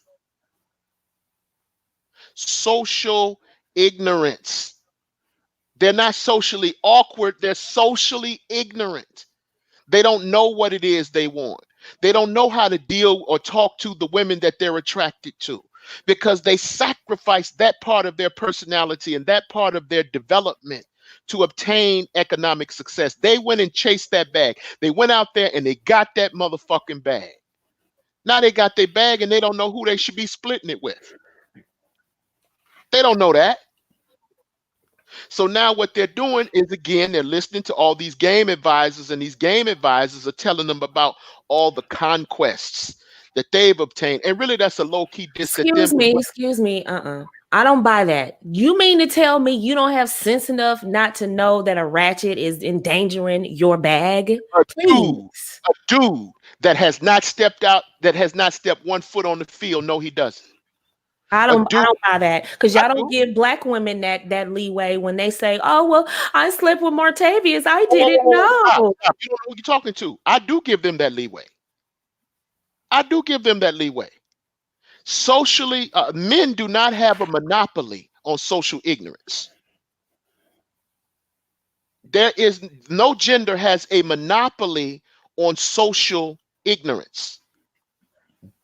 No gender, whether it be black. See, you talking about these niggas on YouTube. I'm I not interested. mean, I'm not interested in the echoes of these niggas on YouTube. We don't go with the crowd. most guys know good and well that she got red, pink, orange hair, and she fighting folks at the Dollar General, and she Mm, got 3 babies by 3 different dudes, and she just bailed a dude out, or she's sitting on the couch waiting on somebody to come home now. That's not who you put your money in the bag. I mean, See, that doesn't take a rocket science for him here- to figure that here's out. what you're He is missing. just caught up in how she You look, and got he want to exactly, smash. exactly. That's all it is. Then just You have say you just like exactly, having sex with ratchets. Don't exactly. be. I No, didn't no, no. know. Here's the problem. They Yeah, they are do. social. Yeah, they do. They are social. They are socially ignorant. What you're putting the cart before the horse. He does want to smash. He does want to smash, but that may not be necessarily all he wants. He hasn't had that experience with those women. He has not had that experience. He has not had that type of sexual fulfillment. Okay, sexual fulfillment. That does not mean give her the bag. No, That's it what I'm doesn't. talking about. Right. But please don't tell me they don't know. I don't know that you give her the bag. Yes, you did. You got caught up in the booty and now you married her and now you're mad. You're in child support. And it may But not be your you child know you anyway. just made my point, right? Go Mm-mm, back and repeat what you just said. mm-mm. He No, go back. knows. No, No, he no, no, no. Go back and knows. repeat what you said. You just said he got caught up in the booty. That's You're not an right. excuse. That's not an I excuse. didn't say it That's was. not an excuse I to didn't give say her the nope. bag. I didn't say it was an excuse. He got caught up in the booty and he got her pregnant. My rule was do not get her pregnant, but he got caught up in the booty. Yes, he did. No, he And gets married. He wait a gets minute. married to Yes, her. he got married. Yes, he got married. But That's all my marriages don't result don't come as a result of pregnancy though, Tony. There's some marriages they actually marry them and then well, not all of them come as a result of the pregnancy. But I will say this. I will say this. If you get caught up in the booty, it is a definite possibility that you will be getting married. If you're that guy, if you're that guy who has not had that experience, he has no notches on his belt. so you're saying he has no self-control is what you're saying. So you No, saying a ratchet has more control over a man's libido than he does? over that man's libido, yes. Oh my I god. didn't say over a man. I said over that man. Oh my god. Over you don't think if some woman runs under Sean James that she won't have control over his libido? Why him? Hey! I draw the line here, sir. Why? Okay, we're not gonna have none of them shenanigans on this show talking about Sean James, bro. No, but that's who I'm talking about though. Tony, stop. You don't think the woman that runs up under him ain't gonna be able to control him? You goddamn right she will. She gonna have his pecker in her purse.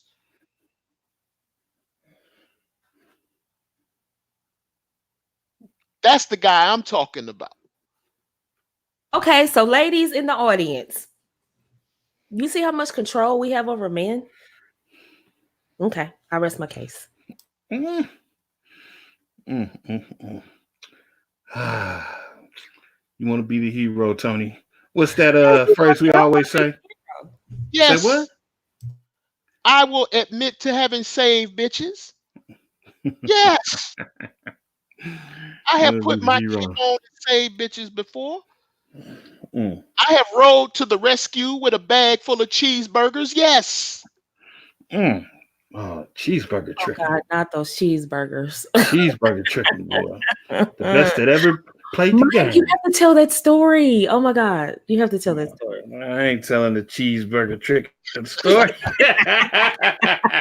Tony know the story. He was right there when I got the phone Oh my call. God.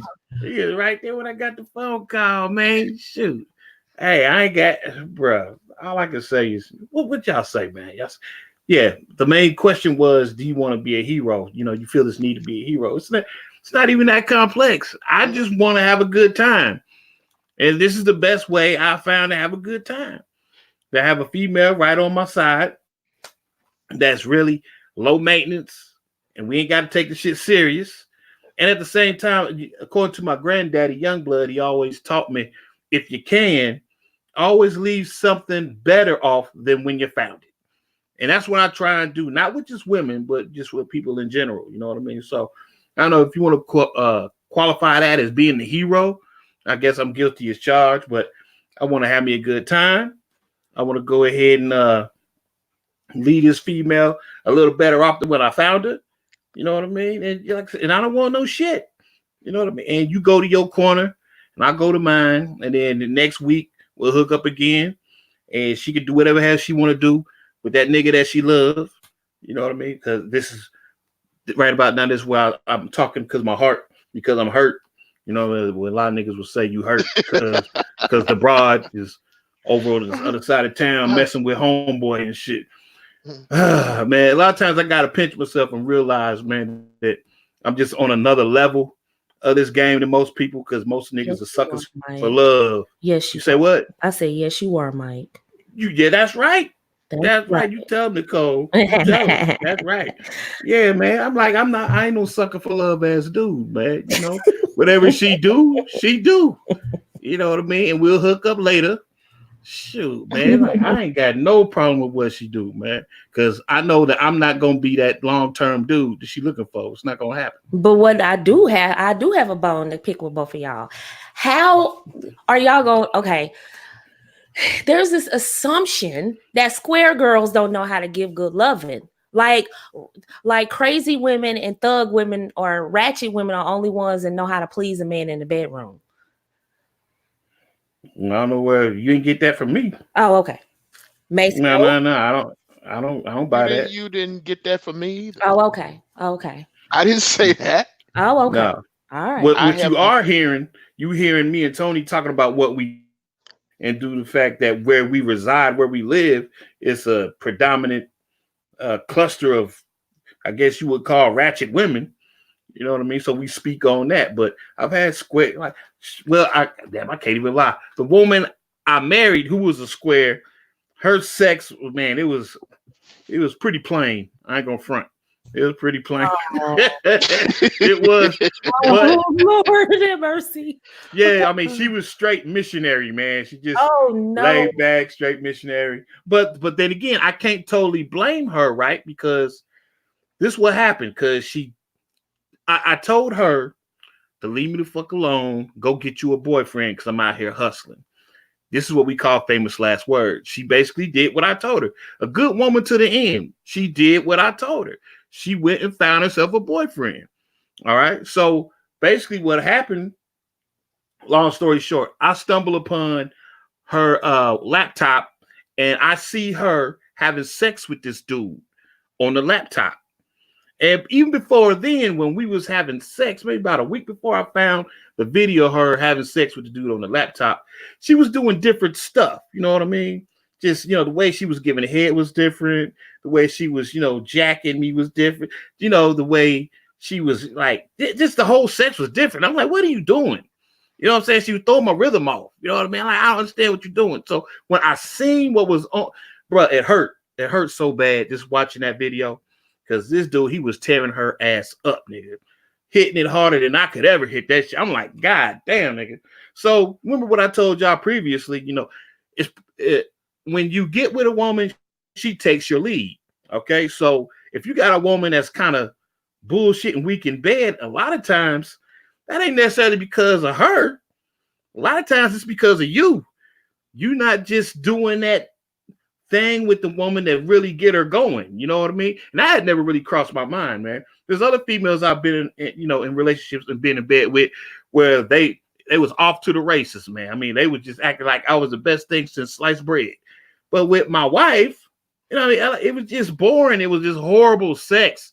But she made up for that with all her other skills that she had as a homemaker. So I never really tripped it. And I went ahead and I found other women outside of the marriage to satisfy me sexually. Oh, but ladies, I hope y'all listening to that. But now, like I said, since I was watching the video, I was seeing a whole different beast, bruh. I was like, I didn't know and I even found out she squirts. I married this woman 20 years and she's a squirter. Oh my, Nigga. my pearls. My. Nigga. Hey. Oh my. Hey. Let me tell you, I wanted to kill her and this nigga, man. It hurt me to my heart, man. I like, bitch, you can squirt. You know what I mean? I'm like, it hurt so bad. You know what I mean? And it's just crazy because I don't know, a couple months before that, I was with some white girl. I was smashing her. She was squirting all over the place, but I couldn't make my wife squirt. So it's just chemistry, man. You just never know. And so, like I said, a lot of times it's predicated upon the man. The man, they just got to be able to pull whatever that is out that woman. You know what I mean? A lot of times it ain't the woman's fault. It's just, you just don't get her motor running, bro.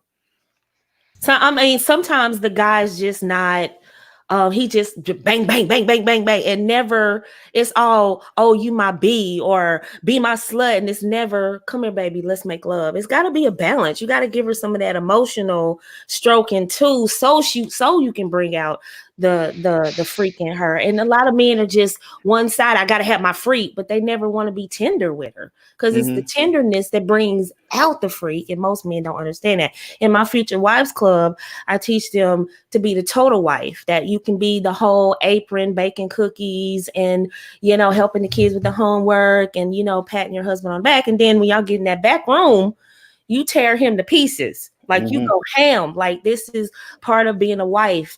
He should be too tired to cheat.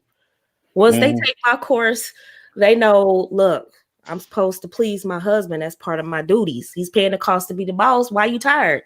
You're not working every day. So, I mean, you are working, but you're working in the home. So therefore that's part of your duty is pleasing your man. Yeah, man. Yeah, don't never be looking for nothing on laptops, man, unless you're ready to,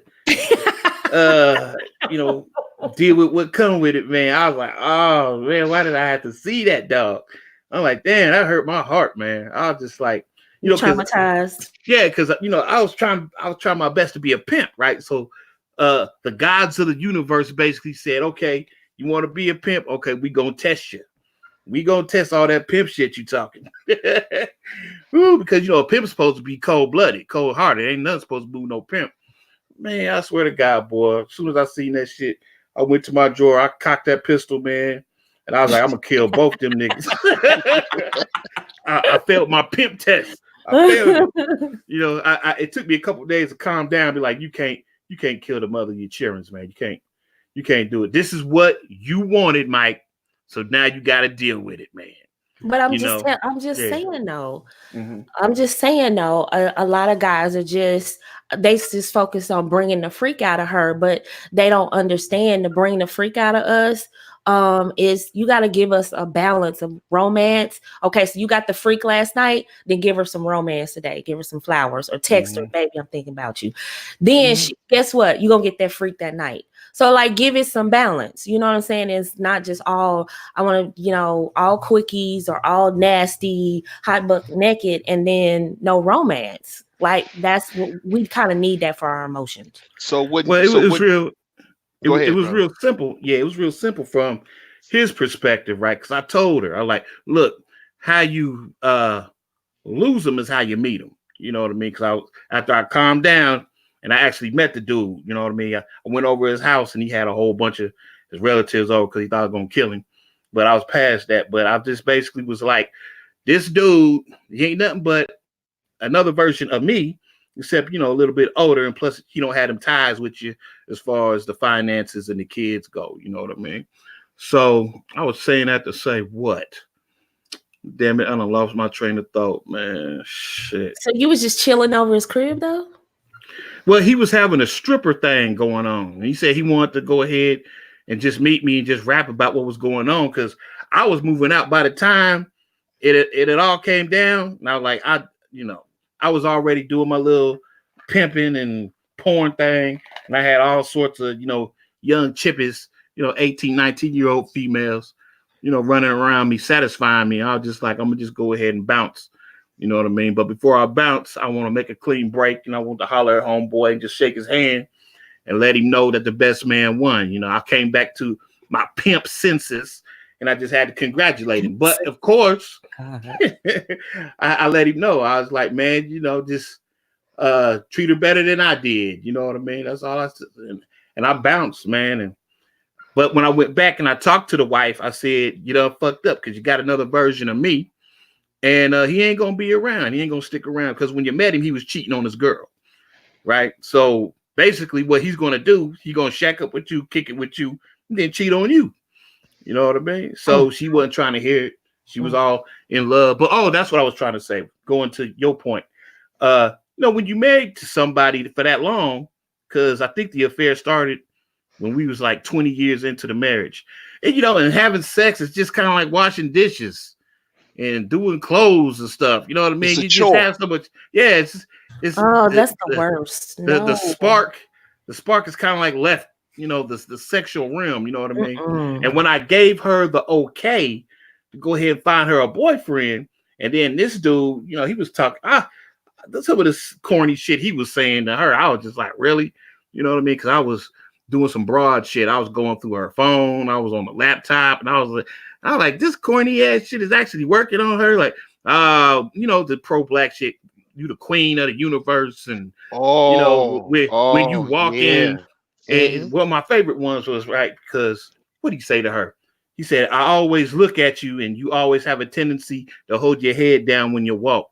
You know what I mean? You have a tendency to walk behind me when we walk, and I want you to walk beside me with your head up." And this, I'm like, corny ass nigga, the fuck out of here with that bullshit.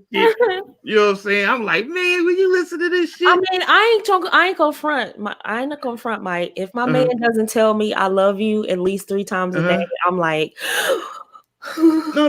I dig that. I dig it and I understand that. And that's what worked with her at that particular time because I wasn't giving her no attention. I was the type of dude where I would bring the females that I was having sex with over to the crib and I would have her watch the kids. Oh my God, Mike. You know what I'm saying? Hey, you want the real? I'm gonna give you the real. You know what I'm saying? That's how I used to get down. But since he came in and he talked all that sweet nothings to her, and it just came at the right time because she was feeling so vulnerable and so dejected, that just made that sex that she had with him just all the more sweeter. You know what I'm saying? He was tapping that emotional energy. That's what I'm telling you. You got to tap that a bit. Yeah. But I'm curious, Mr. Fat Max, sir. Yes, sir. How did that end? Oh, he left her. Oh, like I said, left her. Yeah, she ended up getting breast cancer, and he left her. Yeah, and he left her, which I told her. I'm like, he ain't gonna be around for a year or two. So he was a cute hobo. Yeah, exactly. Mm-hmm. And wait, stop. Oh no, tripping. Foul, tripping on the plate. Tripping on the motherfucking plate. Oh no. What? Oh no. I want to hear this. Stop. Because it's confession time. Fat Mac, did you say she was a good girl? Yeah. And she got tripped up by a cute hobo? Yeah. So the cute girl the good girl got seduced by the cute hobo? Yeah. Fat Mac, you lying. That didn't happen. Of course it did. It happens all the time. Good girls don't cut for cute hobos. Do they, Nicole Michelle? Yeah, your ass is on mute now. That's what I thought. Where's she at? That's what I thought. That's what I thought. Mute, Maceo. Look, she was a wife being cheated on. No excuses. No excuses. Tell y'all. No. I'm gonna tell y'all what the women been saying. Oh, that's ratchet. Oh, you've been hurt. Oh, you need to hear. He told her to get a boyfriend. He told her. Oh no! Throw it out. Objection, Your Honor. Objection. No excuse. He told her to get a boyfriend. That's no excuse. She was still married. Good girls don't cheat on their husbands. Do they, Nicole? He gave her permission. Oh no. Mike, No. permission to No. Mr. Mike, did you not tell your wife, give her explicit instructions to go get a boyfriend? Yes, I did. Thank you. I rest my case. No. Excuse me. Redirect. My witness, Mr. Fat Mac. Yeah.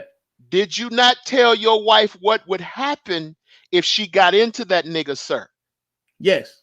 What happened when she got into that nigga, sir? Shit, he dumped her. He dumped her. He dumped her. A further point of order, sir. Have you formally filed for divorce? No, I have not. Oh, so you're still with her? Mm-hmm. Yeah, we still together. We kick it all the time, man. You kick it all the time. Mm-hmm. Ah, okay. Mm-hmm. Okay. So you're not the outlaw, the criminal, the low ratchet nigga that you're portrayed to be. You actually have a conscience. Yeah, I love her, man. I love that girl. You love her. Yeah. Fat Mac, you lying. Yeah, I know it don't sound like I love her. Fat Mac, you lying. From what I did to her, but yeah, man. Yeah, I love that's my baby right there. You lying. But the man that made her squirt is gone. Mm-hmm. Yeah, he gone. Your witness. Now, Mr. Mike, you were married when you told her to get a boyfriend, correct? Yes, I was. All right. You were married when you had all those girlfriends at the crib, correct? Yes, I was. Okay. I rest my case. Hey, when I told her to get a boyfriend, I didn't really mean it, though. Sir. What, Mike? I'm playing. Go ahead. Sir. I'm playing. I'm just playing. Go ahead. Sir, at any time, did she ask you for a divorce? No. She never asked you for a divorce? No. So it is safe to assume that she wanted to stay in the marriage. Yes. So she chose to stay in the marriage after she seen you or witnessed you with said ratchets. Isn't that correct, sir? That is correct. Is it not correct, sir, that for a period of time you were known as the Section 8 R. Kelly, sir? Is that not correct, sir? Yes, that is true. That is correct. Did she stay with you during that period, sir? Yes, she did. She stayed with you, and she did not want a divorce. No, she did not. Did you ask her to give you one? No. You didn't ask her to give you one. And how many women did she witness you with, sir? Shit, you mean like coming to the ratchets? Crib? Yeah, at the crib. Shit, I would always see Donna, Crybaby Nish, Crazy K, Dollar Nikki, and V5. She's seen 5. Okay. Yeah. And so she knew about this. Yeah. Mm-hmm. So it's safe to say she wasn't a victim. I don't know. Okay. And she actually started cheating at your behest, correct? That's true. Oh, okay. So she became a fellow participant in the Ratchet Tree, in the niggatry. Yeah, begrudgingly. Begrudgingly. Yeah. And you found about that. You found out about. Wait a minute. You put your Ratchet Tree in her face, and you found out about it where? You say what now? Say it again. How did you find out that she was getting plugged? Just by snooping on the laptop. So it wasn't in your face. No, I wasn't in my. Well, like she didn't introduce you to the nigga at the time. You found out about it. She didn't come to you and tell you this was my new boyfriend. No, her energy was different, man. Her energy was different. She was looking good. She was going to the gym. She was losing weight, keeping her hair done. I'm like, oh, bitch. I'm like, I know what this means. But that's you when were I started honest. looking on the laptop. But you were honest. I was honest. Yeah. Okay. And to this day, has she still asked for a divorce? No. Case closed. Permission to approach the witness. Okay. Mr. Mike. Yeah. Me. Yeah. Would you say the definition of a good girl is loyalty? Yes. Okay. Would you say the definition of a good girl is one woman that is obedient? Yes. Okay. What is your definition of cheating? Cheating, that would be messing around with someone behind their back without their knowledge. Okay. So would you say cheating is if a person is given permission to go outside the marriage? Would you say that's cheating? If someone's given permission to go outside, no. Okay. I wouldn't say that. Good. Cool. All right. I rest my case. You think you're cute. Oh, one more for the road for Mr. Maceo, cherry on top. She has yet to leave you, right? No, she has yet not. As a matter of fact, she's trying to get back with me. So, she is a good girl. I rest my case, Mr. Maceo. Mr. Fat Mac. Yes. Would it not be correct? Would it be correct to say that this nigga was a cute hobo? Yes, he was. Would it be even more accurate to say that this nigga was really worthless? No, I can't say that. He had a pretty good job making some pretty good money. Okay. How much of that pretty good money did he spend on her? I wouldn't know because once I found out, I was in the wind. So, did he offer her the bag? Do you know that? Well, I know she was trying to a degree, make it serious, but I think he made it plain that he wasn't trying to get married to her. He made it plain that he wasn't trying to get married. Yeah. Okay. So she wanted to marry him while still married to you.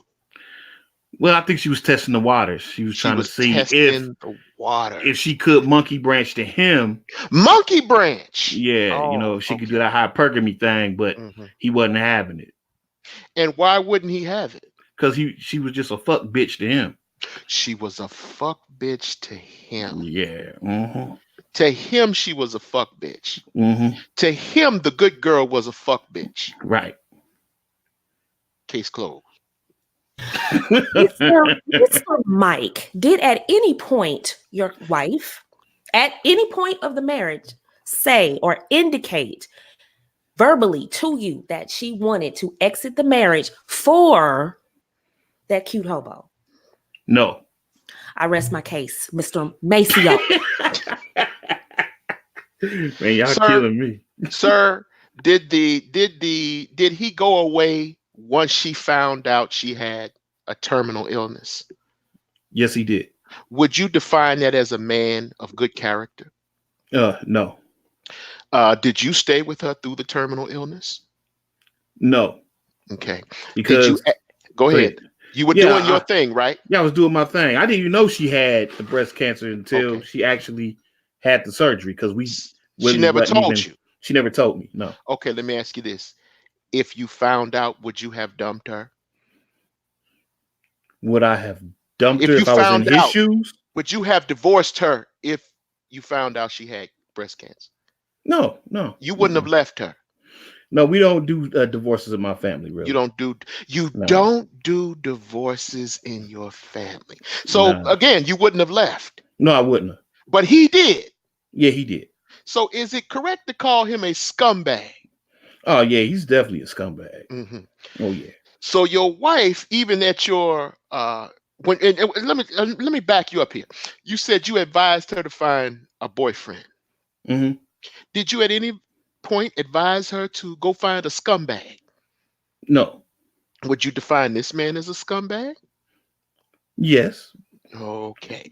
So you got a good girl with a scumbag. And he left her once he found out about her disease, right? Did you stay? I'm not there. I never was there. But you didn't divorce her. No. Matter of fact, I've been taking care of her all these years. She's still on my insurance and everything. Well, hold on. Wait. You mean you were paying for your wife's insurance through a terminal illness after she cheated on you with a scumbag? Yes. Oh.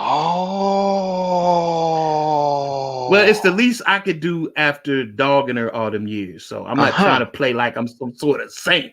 You know what I mean? But that was my me just letting her know that it's all good. We even Steven still love you. Things were made in the past, but I don't do the divorce thing, and But you I stayed. want you to get better. Yeah, I You didn't stayed. get a divorce. No, I did not. He left. He left. He left. And might I add, he actually got with another woman. I don't know what's going on with this dude's penis, but he got with another female who came down with lung cancer. Oh. And he actually married her. And of course, but he didn't entertain marrying a woman whose home he was wrecking. No. Oh, okay. Mm-mm. Okay. So anyway, we add this up. We have the good girl with a scumbag. Mm. And in her defense, he did not come off like a scumbag. They never do that. They never come off like scumbags. She should have known by the third or fourth month, though. He was a squeaky clean type, cat, man. But when I first met him, I already knew what the deal was, man. I was like, you done fucked up. I'm like, he ain't gonna be around a while. Mm-hmm. And you told her that. I told her that, yes. And that came true. Yes. And she didn't listen when you warned her. No. So even though you admonished her, or even though you encouraged the affair, when you admonished her that this relationship was not going to last, she didn't listen to you. Nah, man. It was the dick, man. He was pounding that shit. It was the dick. The dick made her. Man. The dick made her keep going. It was the dick. I know the signs. And so can we say the dick led her to her destruction? Yes. Oh, case closed. You may leave the stand, sir. Mr. Mike. Okay. Mr. Mike, did your dutiful wife, did she cheat prior to you instructing her to get a boyfriend? Let me put it this way. Objection. Objection. Relevance. No, you're questioning my client. You're questioning the virtuousness. He's not my client. He's my client. No. My client is his wife. So you're questioning her virtuousness. So I have to clear that up. Okay. Only thing I can say is go ahead. I suspected some things in the past, but I could not prove it. This incident that we're talking about now was the only concrete proof where, yes, I know that she was cheating, but there's some things in the past where I can't say that she did, but I speculate she may have. Oh, she may have. She may have in the past. She may have. Mm-hmm. You left the door open, counselor. Do you really want me to cross? I didn't think so. Where Nicole go? I don't know where she went. Oh, she put the mute on. I'm here. I don't know where she went. I'm here. What was the question? I'm sorry. No, repeat what you just said. Now you didn't hear that. No, I didn't. You didn't. You just happened not to hear that. Mr. Maceo, you're so hostile. I had to step away from the bench. What did you hear what I said? No, I did not, sir. I apologize. Run it back for the record. Okay, I said that there's situations that happen in the past where I speculate. There's 2 instances where I speculate she may have, but I don't have any proof of that. So this is the first time I actually say what? Purely speculation. Purely speculation. Yeah. I rest my case, Mr. Maceo. Thank you, Mr. Mike. Sir, what made you think your wife may have been cheating? There was a certain thing going on. I think the doctors call it vaginosis. Oh, bacteria. And bacteria vaginosis, and she never really got that. It's my understanding that you get that from, what is that? Multiple sex partners. Certain soaps, wearing different kind of drawers or something. But I know my chick. You know what I mean? And she wasn't using different kind of soaps. She was always wearing the same panties. You know what I mean? But it was an occasion of 2 times, man, where her crotch, her lips, her labias were swelling up like balloons, man. I'm like, what's going on for like weeks. You know what I mean? And me being ignorant, I didn't know what that shit was. But at the same time, when that was happening, I was working like double time shifts at the prison. You You were know what I mean? working? Yeah, Sir, I was did you working. say you were working double shifts? Yes. Do you mean to say, do you mean to suggest, sir, before this court that your wife may have been cheating when you were working double shifts? That's what it seemed like. I didn't put it together then, but when I got into the business of really being around a lot of females and hearing their stories about how they cheat and how they get down, that's when I put it together years later. Like, I think she crept out on me, man. Okay. You know what I mean? With that And this whole and vaginosis at this thing. point, you didn't advise her to go sleep with anyone else. Is that correct? No, I did not. You did not. No. And I'm gonna have some of these goddamn jurors removed because they're trying to supply alibis to your client. Yes, ladies. Yes, ladies. Mr. Mike, What? how long were you married? Got married in 89. Oh, okay. So that's clearly over 20 years, right? That's 30 years. Yeah. Okay. And in 30 years, do bodies change? Yes. Okay. Did you by chance point out the changes that you noticed in your wife? And did you take her to a physician? She went to a physician, and of course, we both recognized that there was changes going on her lips. Yes. And we just chalked it up to, matter of fact, she never really said what it was because she went to the doctor and the doctor just kept giving her like what the doctor gave her. But it soon went away as soon as I got off double shifts. So imagine that. Well, So you did say, whoa, Mr. Maceo. Go ahead. Excuse me.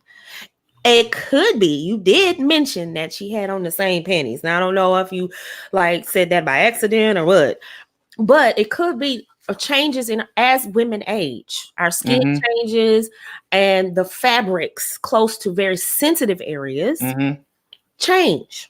Could it be, since you had not gone to a physician and there was not a proper diagnosis placed on your wife, could it be that she just had broken out? Could it? Well, she's wearing cotton drawers, all I've known, and she's just kept wearing cotton drawers. So I don't see how that would change her chemistry if she's always wearing cotton drawers. But she's an older woman. She's aging.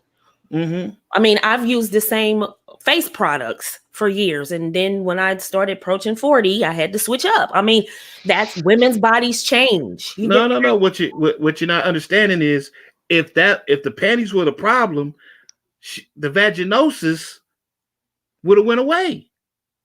What I'm saying is there was not a proper diagnosis. So we don't really know. We can only speculate. We can only guess. Well, that's true. All right. But if she's wearing cotton drawers and she keeps wearing them, her lips is still gonna be puffy if she's allergic to them. But she kept wearing them and it went away. So, sir, let me ask you this question. But the doctor gave her medicine, so right? True. Okay. Sir, did the medicine stop the swelling of the lips? Was it a reoccurring thing? Was it just a one-time thing, or did it occur more than once? It happened twice. It happened years apart. Years apart. Okay. And so she got the medicine the first time, but she got it again. Yeah. Was she still wearing the same cotton drawers? Still wearing the same cotton drawers. Okay. So the cotton drawers broke her out, and I'm being facetious here. So she got it the first time when she got the cotton drawers, and she got rid of it. Then she got them the second time wearing the same cotton drawers, and she got rid of it. But is it not true that she was wearing the same cotton drawers for the last 20 years? She was wearing cotton drawers for the last 20 years, yes. For the last 20 years. And so, but those were the only two times that she was swelling in the cotton drawers. Okay. Yeah. And as far as the diagnosis is concerned, sir, how did you find out that it may have been BV? Did she wash the drawers? I'm sorry.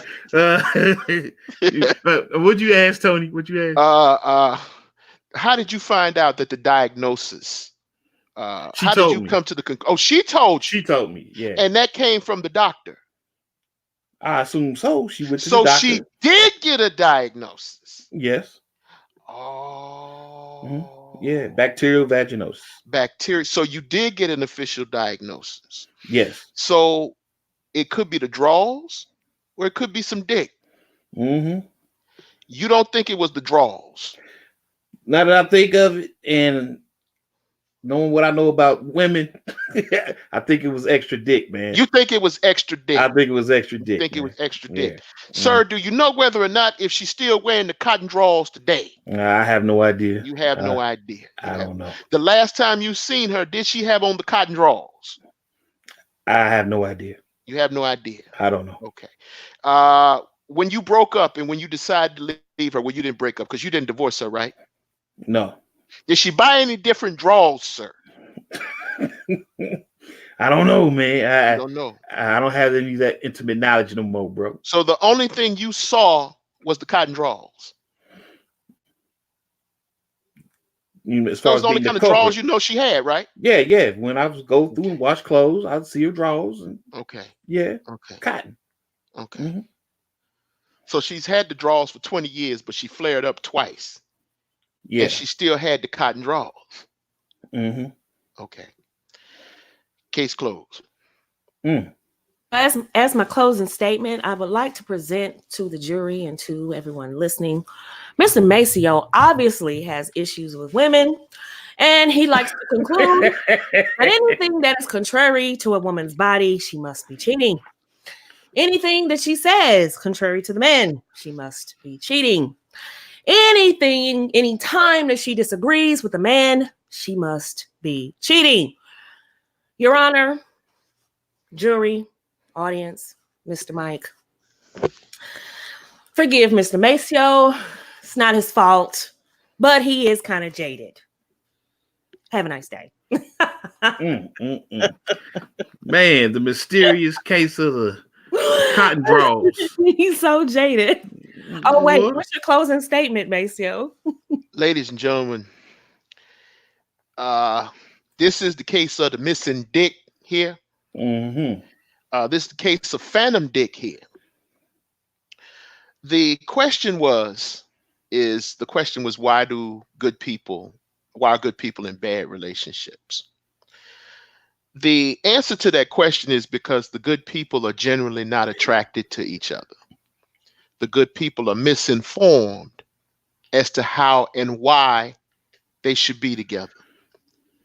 In this case, we have a good girl who married a good guy. My client, the Fat Mac, is an upstanding citizen. Yes. He has no criminal record.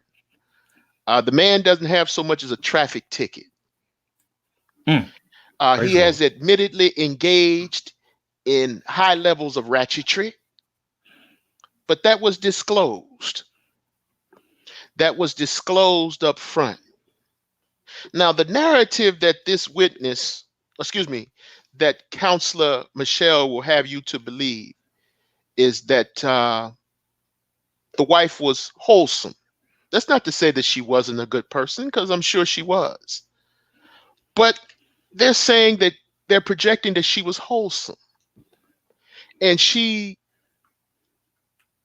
attempted to disparage her own, she attempted to disparage the credibility of ratchets by contrasting them against the good girl.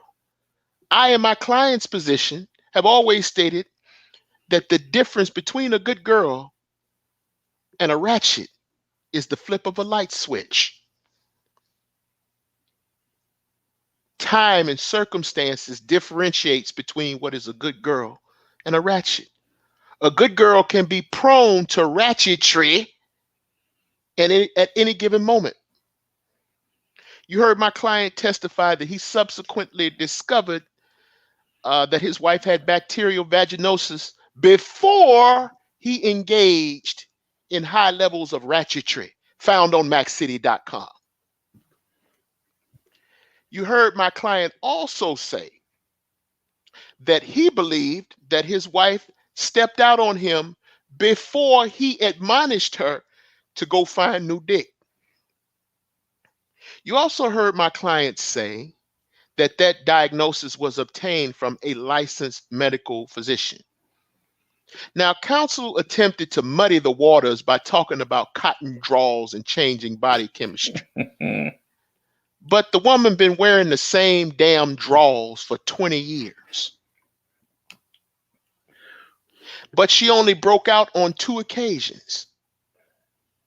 So if you're wearing the same draws for 20 years and you only break out on 2 occasions, your common sense would tell you that it's not the draws. She's been using the same soap, so it's not the soap. My client fed and took care of his woman, so clearly it wasn't a bad diet. So if you use your common sense, use a little bit of mother wit, you will smell and sense ball residue at the scene of the crime. Oh my God, Maceo. Oh my God. Maceo is so extra. Oh my God. No. This is a clear case of hobo dick in the first degree. Whatever, Maceo. If I've ever heard of one, this is a clear case of hobo dick in the first degree. She attempted to disparage the character of my client, who is a fine, upstanding citizen, a military veteran, a Gulf War veteran. He worked to keep us safe from the reprobates, the vagabonds, the miscreants, the sycophants of the street. And you heard him testify that during those periods when he was working that 16-hour shifts, his wife's lips came up swelling.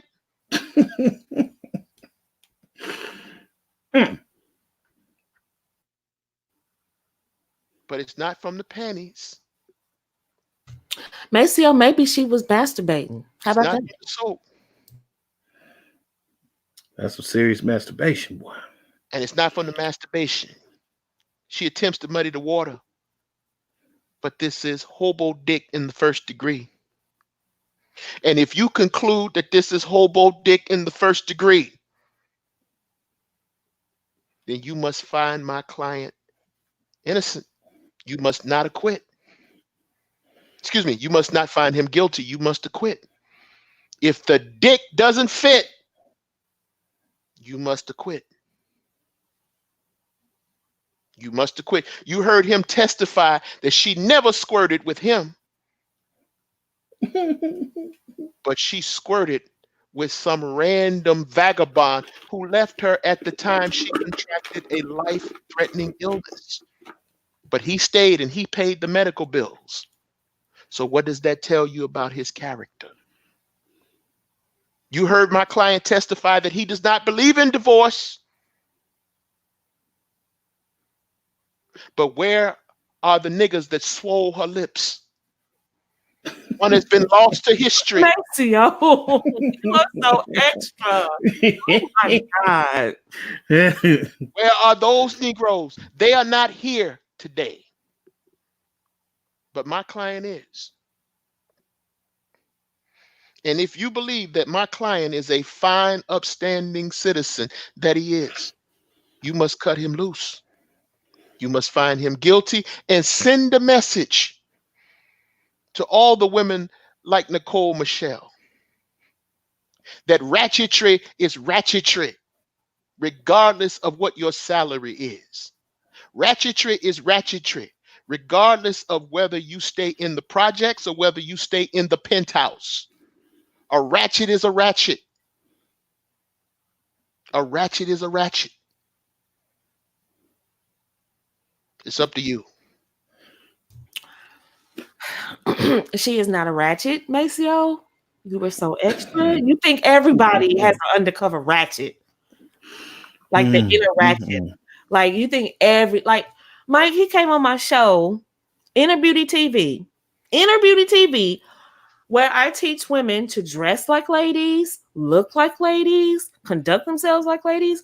This guy, Maceo, comes on there talking about, yeah, I like flip flops. I like black lips. I like halter tops and Leggings, pajama bottoms, bonnets. stretch marks. Mm. Yeah, yeah, yeah. I said, Maceo, do you know what channel you're on? Then he commences to double down. He didn't stop. He coming. I don't know if y'all remember that show. And I'm like, Maceo, so you like ratchets? And he goes, yes, I like ratchets. I'm like, does he know what channel he's on? Oh, and then you said, so you are a rest haven for hoes? And I said, yes, I'm a rest haven for hoes. And you said, well, you're a little ratchet? Yes, I am a little ratchet. Everybody is a little ratchet. Everybody got a little ratchet in them. That's the point of my case. That is the focal point of this case. Everybody got a little ratchet in them. No one is safe. Everybody got a little bit of ratchetry to them. I think you're just using that because you want to justify the fact that you like ratchet booty. Ma'am, my love for ratchet booty is not in dispute here.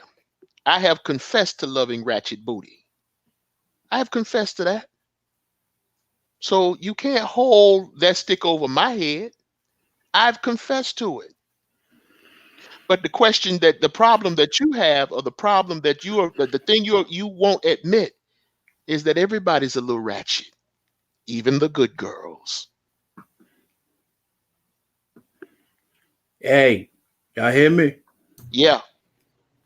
Yeah, man, I'm about to bounce, man. I got some things to take care of, man. So go ahead and do y'all thing. Maceo and Nicole Michelle, appreciate y'all having me on. I appreciate as always. Yeah, man. Appreciate the fellas and the ladies over in the comment, over in the chat section, man. Coming over, checking out Power Strategy. Or when you get that joint Genosha TV up and running, but Big Mike got to bounce. I'm out. The ratchet calls. Later, brother.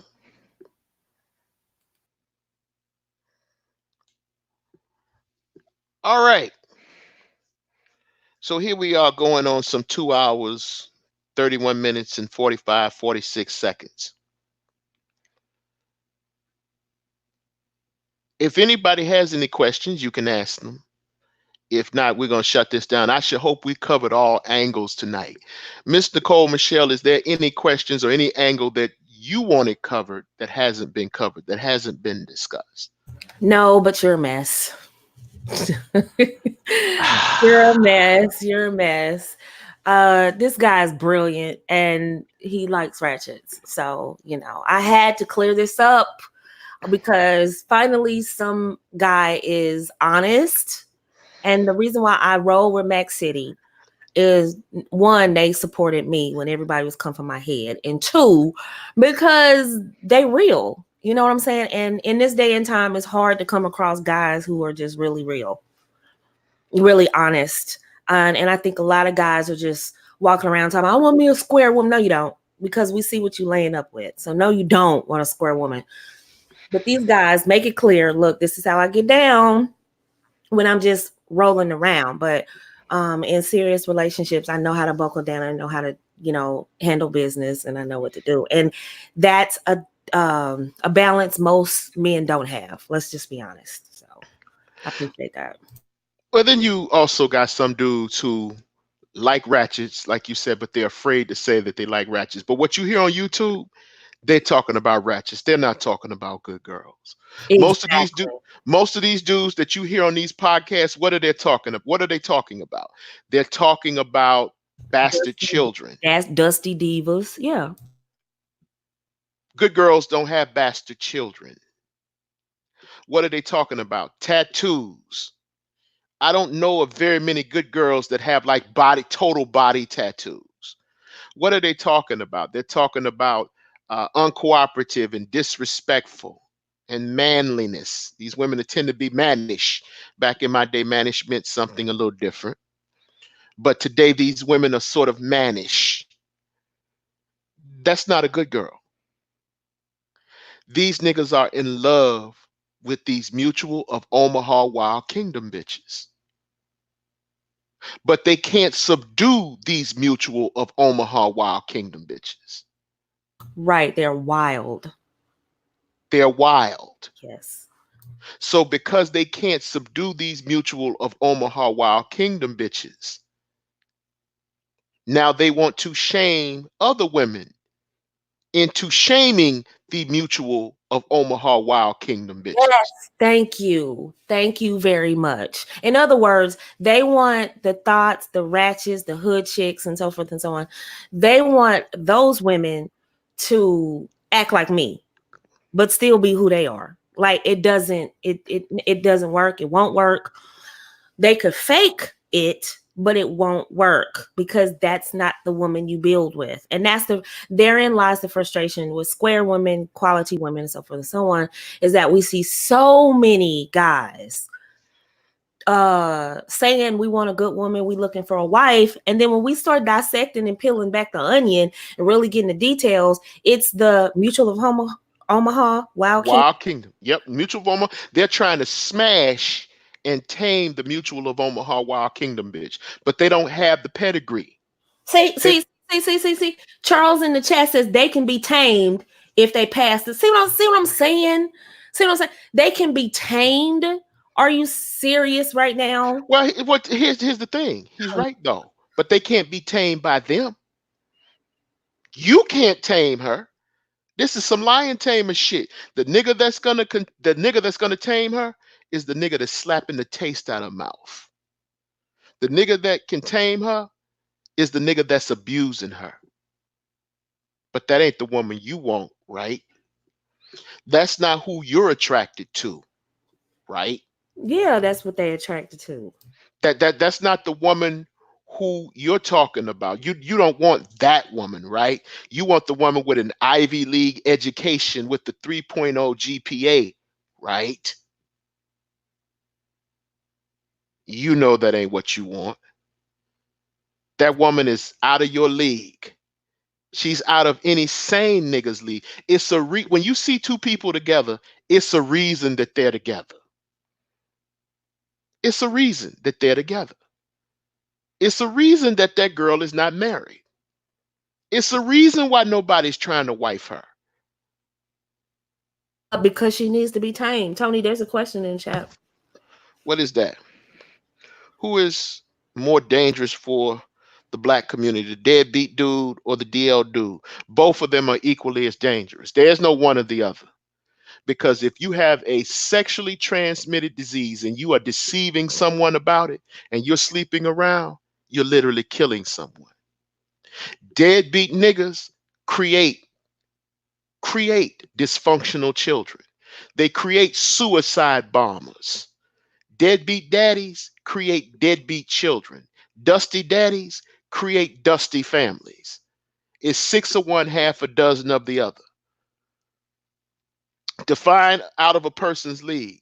Out of a person's league means you don't have what's necessary to subdue and control that person. That's what it means. But at a surface level, it means that they're not attracted to you. That's what it means. At a surface level, they're not attracted to you. That's what it means. I hope that's clear. She said fast girls got married first. You're right, Miss Busy Lady. Fast girls got married first, but they don't keep husbands. See, most of this shit y'all seeing, you don't see the end game. You just see how it starts in the beginning. You don't go through the middle game. You don't see the end game. You don't see the divorce. You don't see how their children grow up with father issues because the husband has already left the home. Donovan Sharp is right. 8s, 9s, and 10s belong to the game.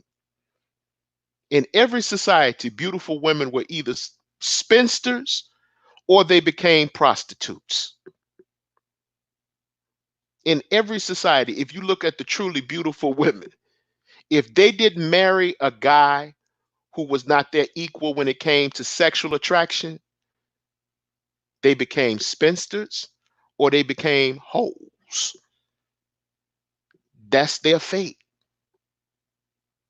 The game is not with the beautiful woman. The game is with the 5, 6s, and 7s And the fours. Hello. and the 4s. Thank you. So a lot of niggas that want these 8s, 9s, and 10s, they don't have the hardware, the software, the aptitude, or the intellect to subdue the 8s, 9s, and 10s. Most guys don't want eights, nines, and tens. Most brothers, because we are a family here. Most brothers don't want eights, nines, and tens. I'm gonna tell you, they want one roll in the hay with an 8, 9, and 10, but they want a hood chick that can be feminine. That's what they want. I think we got another question in the chat. He says, is it safe to say that men with the bag belong to the game too? Certain type of men with the bag belong to the game. You have some dudes out here that are tremendously successful, but they're dating like children. Warren Buffett has the bag. He ain't in the game. Bill Gates has the bag. He ain't in the game. T Boone Pickens has the bag. He ain't in the game. Sure do. I love that ranch. Woo. Mm-mm-mm. As we said earlier at the top of the hour, when we first started this podcast alive, there's a difference between how old money marries and how new money marries. Absolutely. New money marries like a goddamn rap video. New money that is totally based upon reality television. That's how they conduct their marriages. That's how they run their households based upon reality television. Old money doesn't want to be seen. Old money don't want no scandal. And if they fuck around with these so-called 8s, 9s, and 10s, that's an invitation These to younger be the ones. front cover of a damn tabloid newspaper. Mm-hmm. Got a question. What is this? True sugar. Can we get ideas of 5 to 10 women? The 5 to 10 women, they're the average women. They're the square women. They're the women who they're really not pressed by going out to the club. They really want to stay home. They are based in traditional values. It doesn't mean that they're boring. They may to some extent lack sex appeal. We're just a little bit more well-rounded than the They're 8, 9, just a little 10. bit more We have to well-rounded. develop a Yeah. little bit more because we don't have looks. See, But I'm a 4. I'm not quite Quasimodo, but I'm not like a 8, 9, or 10.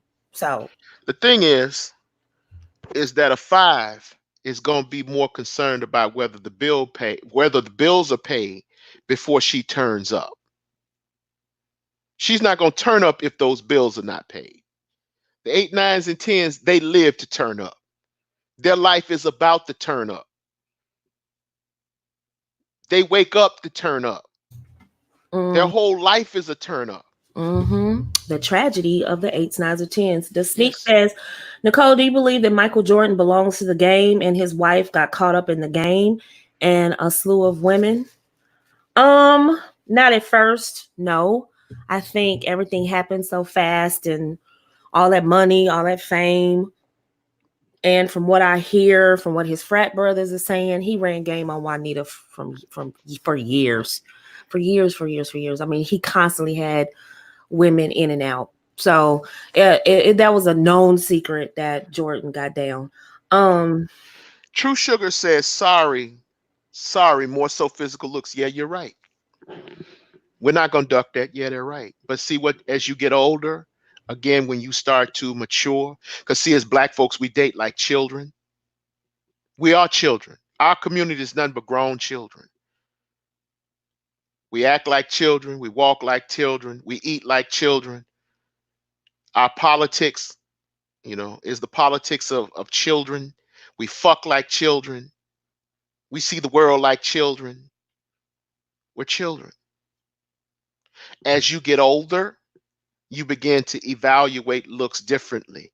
Because if you have something that you want to keep and you want to preserve, your little empire, your fortune, you tend to think past looks. That tends to become secondary to some other more important and valuable attributes. So yes, I acknowledge that looks are a part of the game. She says eights, nines, and tens will scheme on old money. Yes, they will. Eights, nines, and tens will scheme on anything. But you won't find old money wifed up with eights, nines, and tens. They may carry on affairs with eights, nines, and tens. Yep. Yep. There's a Absolutely. difference. Mm-hmm. They may carry on affairs with eights, nines, and tens, but they're not going to marry those women generally. Generally, they're not going to marry those women. They know what those women are for. It's the reason why Joe Kennedy married Rose and not Marlena Dietrich or any of the other silent film stars. See, Marlena Dietrich and those other silent film stars, they died in an old folks' home for silent actors. Rose died in her bed at Martha's Vineyard. Yes. Jackie Kennedy didn't die in some five-star hotel. How did Marilyn Monroe die? They don't know how the fuck she died. She died like a whore in her bed under suspicious circumstances. And you've seen how much value they had for her. She didn't really gain any traction until like 20 or 30 years after she was dead. And the one thing she has become is a cautionary tale. But Jackie Kennedy is the woman that every woman wants to be. No woman wants to be Marilyn Monroe. Yes, Jackie O was all that. Every woman wants to be Jacqueline Onassis Kennedy. Yes. Jacqueline Kennedy Onassis. Yes. A 5 can level up with makeup. So can 4s. Okay. 5 can level up with makeup. Yes. A lot of the celebrities that these guys are salivating over, and all of these women that y'all elevate as goals, a lot of them, once they pull off all their wigs and eyelashes and makeup, they look average. And then again, you know, a lot of these women, there's some serious daddy issues. There's a history of serious abuse. Um, there are developmental issues, you know, insecurities, massive insecurities, self-entitlement. They just don't generally, they don't make good wives. They don't make good wives. Somebody mentioned Juanita flipped that though. Juanita was old school. She never told Michael Jordan's business. You never saw Juanita on a interview on some show telling Michael Jordan's business. And that's why he broke her off. He paid for that silence.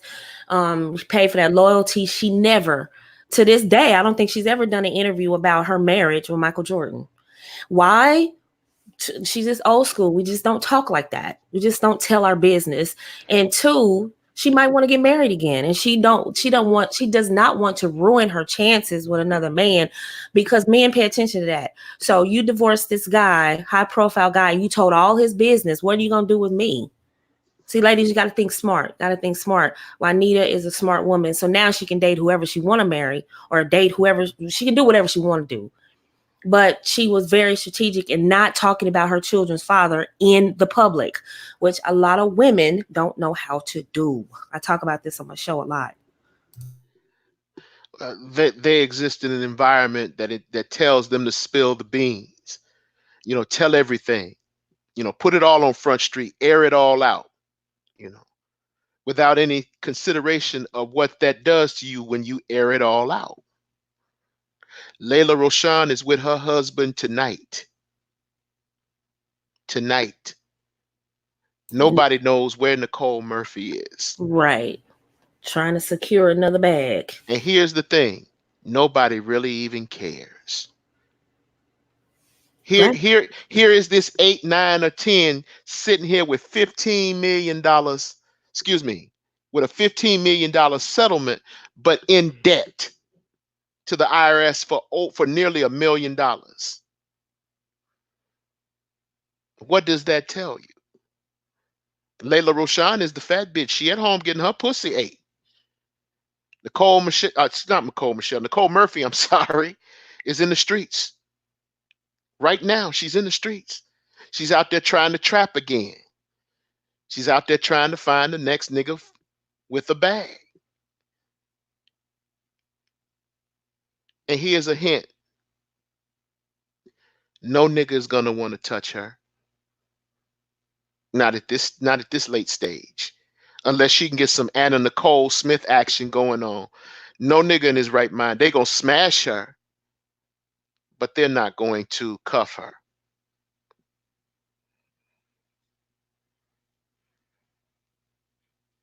I disagree with you, Just Sneak 2008. I disagree with you.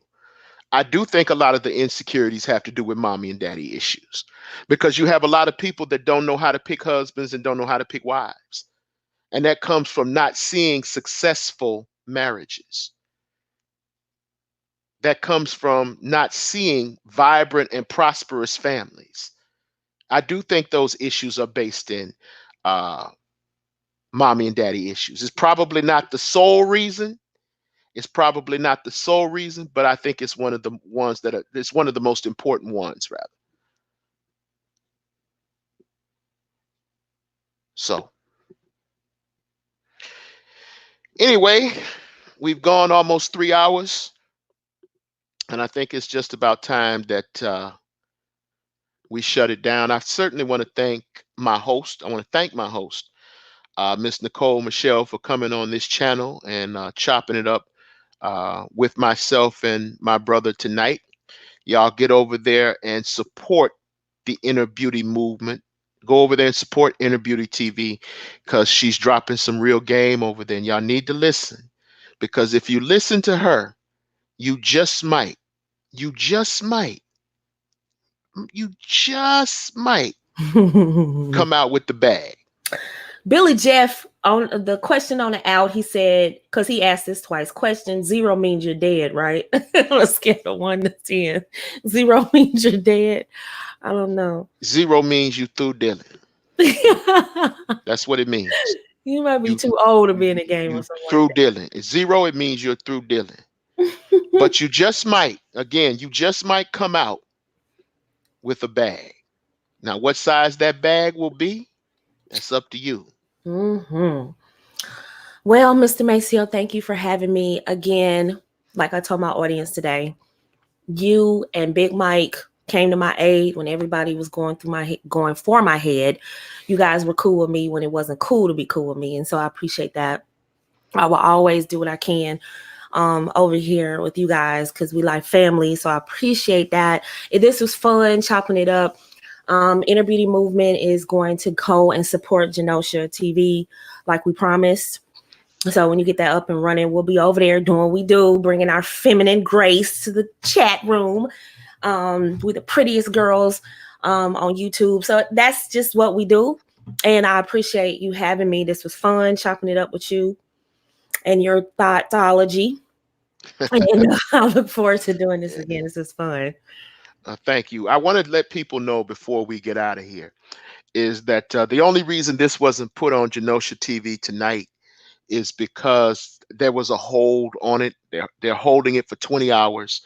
It's the only reason that it has not been broadcast from there. That's the only reason I didn't broadcast from there tonight is because I couldn't, it wouldn't let me. YouTube wouldn't let me. So I had to come here. I very much wanted this discussion to go on Genosha TV. And the reason why is because Genosha TV, we want to find, or we're interested in those people that have been termed non-select, those people that have been termed quote unquote, we're interested in the betas, the non-selects, the so-called nerds, the so-called, those are the people that are welcome. The truly gifted are welcomed at Genosha TV. And it is for the reinstitution and reinstatement of traditional values in the Black community. Yay! Yay. So that means the women will be welcomed over there. Now, we ain't going to tolerate liberal feminism. No. We're not going to tolerate disrespect. No. But it's not going to be, see, I'm not trying to build a He-Man woman haters club. No. I ain't interested in that shit. Y'all go elsewhere if you want to hear that shit. All you red pillers, you can be red pill, but don't bring that acid over there to Genosha TV because I will kick your ass off the island in a heartbeat. Tony, can you put a link in the chat? Because Naima's trying to mod for you. We're going to have to give you some mods. Yeah, I do need some mods. Let me see here. Hold on. I vote for Naima and Devin. Shit. Hold on here. A minute. I'll put hold on. Devin, you want to be a mod? She might not even want to be a mod. Let me hush. Hold on. Yes, Raymond Bethea said George Bush Sr.'s wife was not attractive. Yep. That's that old money. Mm-hmm. Yeah, Barbara Bush was kind of hit. Isa Ali says he wants to mod. Okay, I'll make him one. I have to figure out how to do it. I don't have a problem with that. When you have to go on YouTube, not through StreamYard, but on YouTube, right click on their name and there'll be a drop down menu, and then you'll choose add as a moderator. So Devin said she'd do it. So you got Issa, Devin, and Naima. Because you're gonna need them because your numbers is Damn it. That's How okay. do I get in here? Hold on. We here. We Switch ain't going nowhere. accounts. Here we go. Issa's that dude. He said he'll mod. So True Sugar, if you go to my community tab, oh shoot, I removed it. We'll